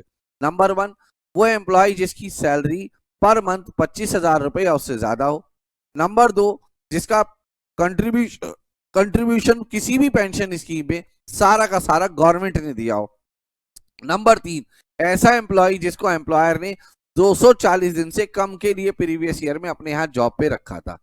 वियरिंग अपैरेल के केस में 150 आता है। वियरिंग अपैरेल में जूता चप्पल भी आएगा, वो भी पहनते हैं बेटा, वो शोकेस में नहीं रखते, वो भी पैरों में पहना जाता है, वो भी वियरिंग अपैरेल है। लोग सोचते हैं नेकर बनियान और पैंट शर्ट यही बेटा वियरिंग अपैरेल है, ठीक है ना, जूता मोजा ये सब वियरिंग अपैरेल है, ठीक है ना। तो कोई भी एम्प्लॉय, ठीक है ना, कोई भी एम्प्लॉय अगर आप अपने यहाँ रखते हैं तो 240 दिन के लिए कम से कम रखें तभी ये आपको डिडक्शन मिलेगी, और वियरिंग अपैरेल के केस में 150 दिन के लिए रख ले तो भी ये डिडक्शन मिल जाएगी। कभी कभी क्या होता है 240 दिन पूरे नहीं हो पाएंगे आपके प्रीवियस ईयर में, कारण क्या है, आपने 1 जनवरी 2025 को अपने यहाँ एम्प्लॉय को रखा, तो जनवरी फरवरी मार्च में 3 महीने में तकरीबन 90 दिन ही बने, मगर एम्प्लॉय आगे कंटिन्यू रहेगा, रेगुलर एम्प्लॉय है। अगर ऐसा है तो 240 दिन, 90 दिन ये, और आगे अगले वर्ष में जो दिन रहेगा उनको मिलाकर 240 दिन या 150 दिन का क्राइटेरिया चेक किया जाएगा। ये बात हमने यहाँ पे लिख दी है, ठीक है ना। और फोर्थ है, अगर कोई एम्प्लॉय आरपीएफ में उसका कंट्रीब्यूशन नहीं है तो वो भी डिडक्शन के लिए क्वालिफाई नहीं करता। इमोल्यूमेंट्स में क्या आएगा, कोई भी एम्प्लॉयर एम्प्लॉय को जो भी पेमेंट करेगा वो सब इमोल्यूमेंट में आएगा, सिर्फ 2 चीजों को छोड़कर। एक एम्प्लॉयर का कंट्रीब्यूशन किसी भी पेंशन फंड में, पीएफ में, किसी भी सुपर एनुएशन फंड में, अप्रूव फंड में वो नहीं आएगा। जैसे आप सुनते हैं employer contribution to NPS, employer contribution to recognise provident fund, employer contribution to superannuation fund, वो सब नहीं आएगा, वो उसके लिए डिडक्शन नहीं मिलेगी। उसके लिए जो नॉर्मल डिडक्शन होती है पीजीबीपी में वो मिलेंगी, ये डिडक्शन नहीं मिलेगी। और दूसरी चीज, कोई भी लमसम पेमेंट की जाए, जैसे कोई retrenchment compensation, voluntary retirement compensation, gratuity, इन सब की भी डिडक्शन के लिए ये सब अमाउंट क्वालिफाई नहीं करते। ये अमाउंट तो वो है जो बेसिक सैलरी दे दिया, डियरनेस अलावेंस दे दिया, बोनस दे दिया, कमीशन दे दिया, वो है। और यहाँ पे ये भी नहीं है कि डियरनेस अलावेंस वो होना चाहिए जो फॉर रिटायरमेंट बेनिफिट है। नॉर्मल जो एम्प्लॉयर एम्प्लॉय को सैलरी देता है उसकी 30% डिडक्शन मिलेगी, और ये पहले 3 वर्ष डिडक्शन मिलेगी, 3 वर्ष के बाद नहीं मिलेगी। मान लीजिए आपने ईयर 1 में 10 एम्प्लॉय आपने पास रखे 25 लाख की सैलरी पर, तो 25 लाख की डिडक्शन दे लो पीजीबीपी में, और 7.5 लाख रुपए की ले लो ATJJA में। फिर अगले वर्ष 7.5 लाख की फिर से ले लो, और तीसरे वर्ष 7.5 लाख की फिर से ले लो। सर यहाँ हमारा एक क्वेश्चन है, अगर हमने अगले वर्ष एम्प्लॉयज को निकाल दिया तो, जब एम्प्लॉयज को निकाल दिया तो आप बताओ सैलरी दी होगी? नहीं। तो जब सैलरी नहीं दी तो डिडक्शन किस बात की? ठीक है ना, डिडक्शन किस बात की? डिडक्शन तब मिलेगी जब एम्प्लॉय आगे काम करते रहें। सिर्फ 3 साल के बाद वो 4th ईयर भी एम्प्लॉय काम कर रहे हैं, तो आप जो नॉर्मल वेजेस पे कर रहे हो उसकी डिडक्शन लो, एडिशनल डिडक्शन ATJJA की नहीं मिलेगी। सर हम तो लेना चाहते हैं, नए एम्प्लॉय रख लो, ले लो डिडक्शन, ठीक है ना।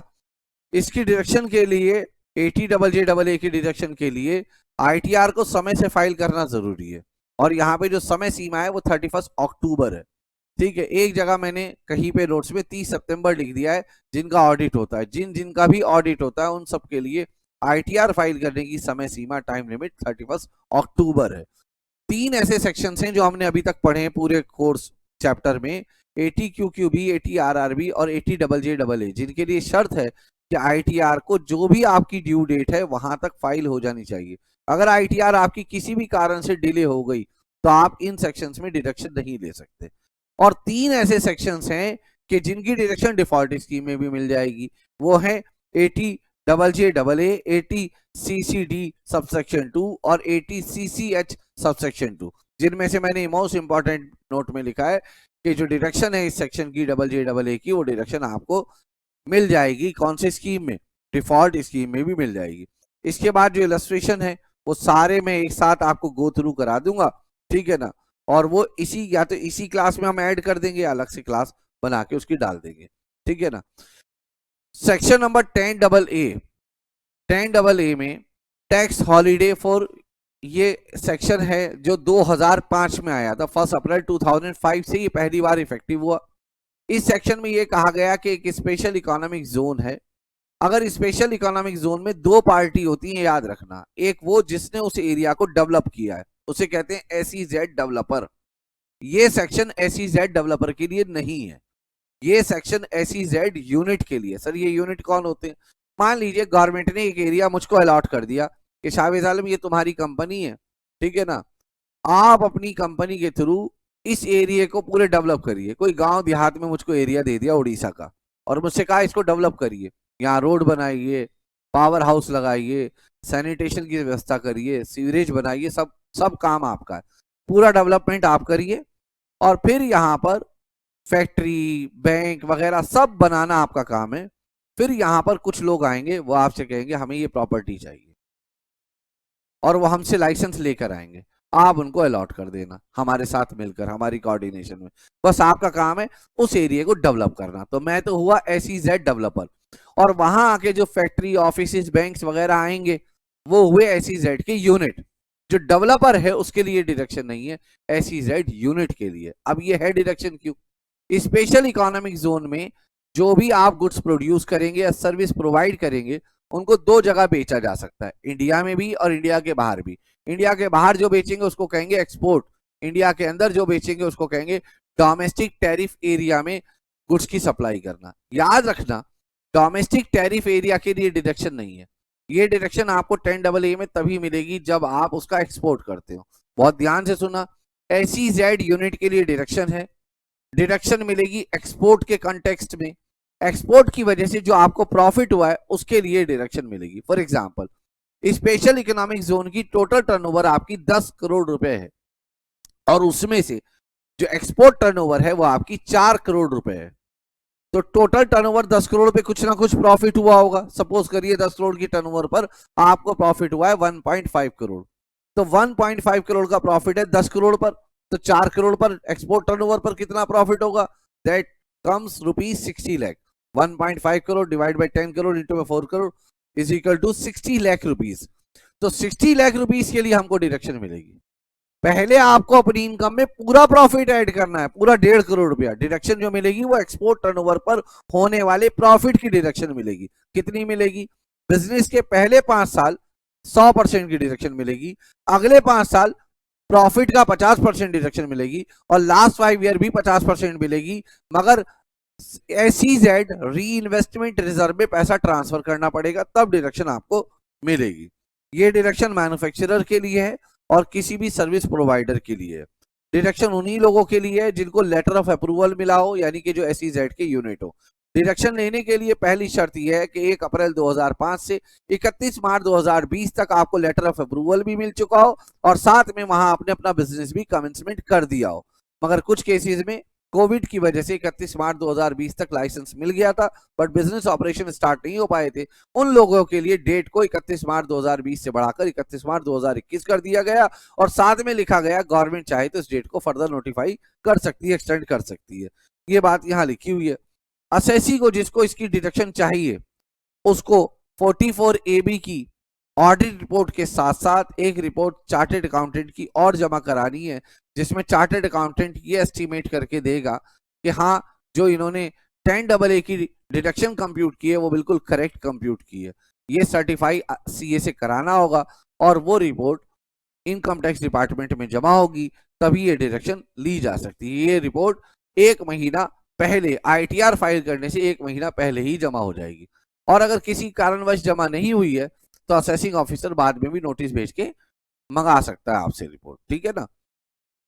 उसके बाद आती है बात, जैसे मैंने अभी बताया कि फर्स्ट 5 ईयर जो भी एक्सपोर्ट टर्नओवर से प्रॉफिट हुआ है आपको उसका 100% डिडक्शन मिलेगी। एक्सपोर्ट सिर्फ SEZ यूनिट का एक्सपोर्ट।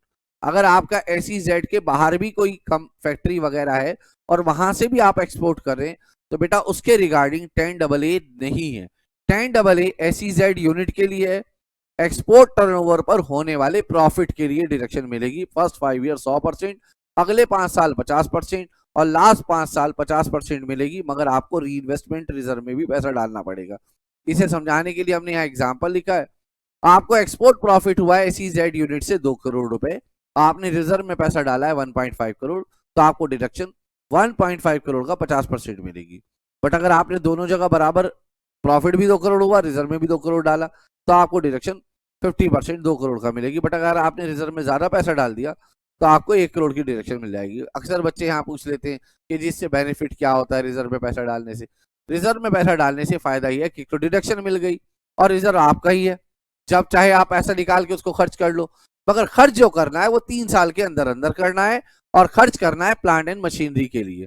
जो SEZ का जो यूनिट है उसी की प्लांट एंड मशीनरी आप करिए तो इसकी डिडक्शन आपको बनी रहेगी, फिर कुछ नहीं होगा।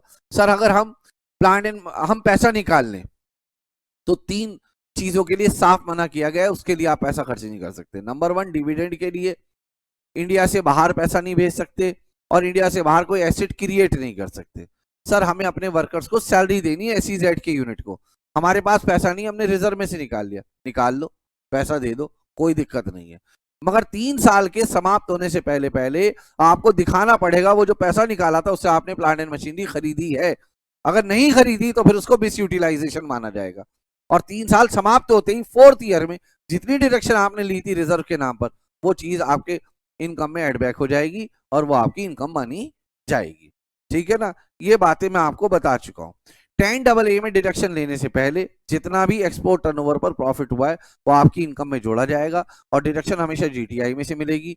ये डिडक्शन का अमाउंट कभी भी जीटीआई से ज्यादा नहीं हो सकता। अगर जीटीआई से ज्यादा हुआ तो जितनी जीटीआई हो उतनी ही डिडक्शन मिलेगी और जो एक्स्ट्रा डिडक्शन बचेगी उसका कभी कोई बेनिफिट फर्दर नहीं मिलेगा। यहाँ हमने एग्जाम्पल नंबर 14 में आपको समझा दिया है कि आपकी जीटीआई 50 करोड़ है, डिडक्शन आपकी बनती है 55 करोड़, डिडक्शन आपको 50 करोड़ की मिलेगी जितनी आपकी जीटीआई है।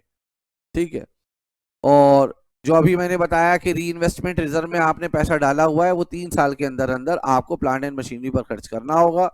और dividend income outside out of India और कोई पैसा भेज नहीं सकते, एसेट क्रिएट नहीं कर सकते। अगर आप ऐसा करेंगे तो उसको मिस यूटिलाइजेशन माना जाएगा। अगर आपने प्लांट एंड मशीनरी खरीदी, आपने कहा कि हमने प्लांट एंड मशीनरी खरीदी है, तो central board of direct tax कहता है कि हम एसएससी से मांग सकते हैं, बताओ प्लांट एंड मशीनरी की डिटेल दो, कौन सप्लायर है, कब खरीदा, कब पुट टू यूज की। क्योंकि डिडक्शन 3 साल में एसेट खरीदने के लिए नहीं है, सिर्फ एसेट को पुट टू यूज भी करना है। खरीदना अलग है, पुट टू यूज करना अलग है। कभी और बहस करेंगे किसी और चैप्टर कि कैसे पता चलता होगा पुट टू यूज का। अगर रिजर्व के पैसे को मिस यूटिलाइज किया गया है, आपने निकाल लिया पैसा, फिर जो प्रेस्क्राइब पर्पज है उसके लिए पैसा आपने खर्च नहीं किया तो उसे मिस यूटिलाइजेशन माना जाएगा। या फिर 3 साल में पैसा आपने खर्च ही नहीं करा तो भी उसे मिस यूटिलाइजेशन माना जाएगा और दोनों केस में वो आपकी क्या मानी जाएगी, इनकम। यहाँ पे एक छोटा सा एग्जांपल है, एसईजेड की टर्नओवर है 200 करोड़, एसईजेड यूनिट की एक्सपोर्ट टर्नओवर है 80 करोड़ और टोटल प्रॉफिट है एसईजेड का 50 करोड़ डिडक्शन लेने से पहले। बिफोर गिविंग इफेक्ट का मतलब है डिडक्शन लेने से पहले। तो 50 करोड़ का प्रॉफिट 200 करोड़ की टर्नओवर पर है, 50 डिवाइड बाई 200 इनटू में 80, 20 करोड़ आ गया, तो 20 करोड़ आपको डिडक्शन मिलेगी। मगर आपकी इनकम में पूरा 50 करोड़ ऐड किया जाएगा पहले जीटीआई में, फिर उसमें से 20 करोड़ की डिडक्शन मिलेगी। यही हमने यहाँ लिखा है। तो डिडक्शन आपकी 20 करोड़ की है मगर जीटीआई में पूरा 50 करोड़ जाएगा, 20 करोड़ की डिडक्शन मिलेगी, टोटल इनकम कितना आ गया, 30 करोड़। यहाँ एक note, deduction under section 10AA को लिखा हुआ है, ये एक बुक में फॉर्मूला दिया हुआ है, एसईजेड से जो प्रॉफिट हुआ है divide by total turnover of SEZ into में एक्सपोर्ट टर्नओवर ऑफ एसईजेड। अगर आप एसईजेड में भी बिजनेस करते हैं और डीटीए डोमेस्टिक टैरिफ एरिया में भी बिजनेस करते हैं तो डीटीए को डिडक्शन कंप्यूट करने के लिए बिल्कुल इग्नोर कर दें, सिर्फ एसईजेड यूनिट की टोटल टर्नओवर लें, एसईजेड यूनिट का ही प्रॉफिट लें और एसईजेड की ही क्या लें, एक्सपोर्ट टर्नओवर। एक्सपोर्ट टर्नओवर को अगर बाहर, क्योंकि एक्सपोर्ट का मतलब इंडिया से बाहर ही एक्सपोर्ट किया गया होगा, तो ये डिडक्शन यहाँ जो एक्सपोर्ट टर्नओवर लिखा है ये वो अमाउंट आएगा। सपोज करो आपने अभी ऊपर देखा कि 80 करोड़ रुपए की आपकी एक्सपोर्ट टर्नओवर है मगर 6 महीने के अंदर अंदर 80 करोड़ रुपया नहीं आया 30 सितंबर तक from the end of the financial year. अगर 6 महीने में वो पैसा नहीं आया तो बेटा आपको डिडक्शन नहीं मिलेगी। फॉर एग्जांपल 80 करोड़ में से मात्र 60 करोड़ ही आपका 6 महीने में आया, तो अभी आपने जो कैलकुलेशन की है ना यहाँ पर 50 डिवाइड बाई 200 इंटू में 80, फिर यहाँ पे 60 हो जाएगा जितना 6 महीने में आपका फॉरेन कन्वर्टेबल एक्सचेंज में पैसा आया।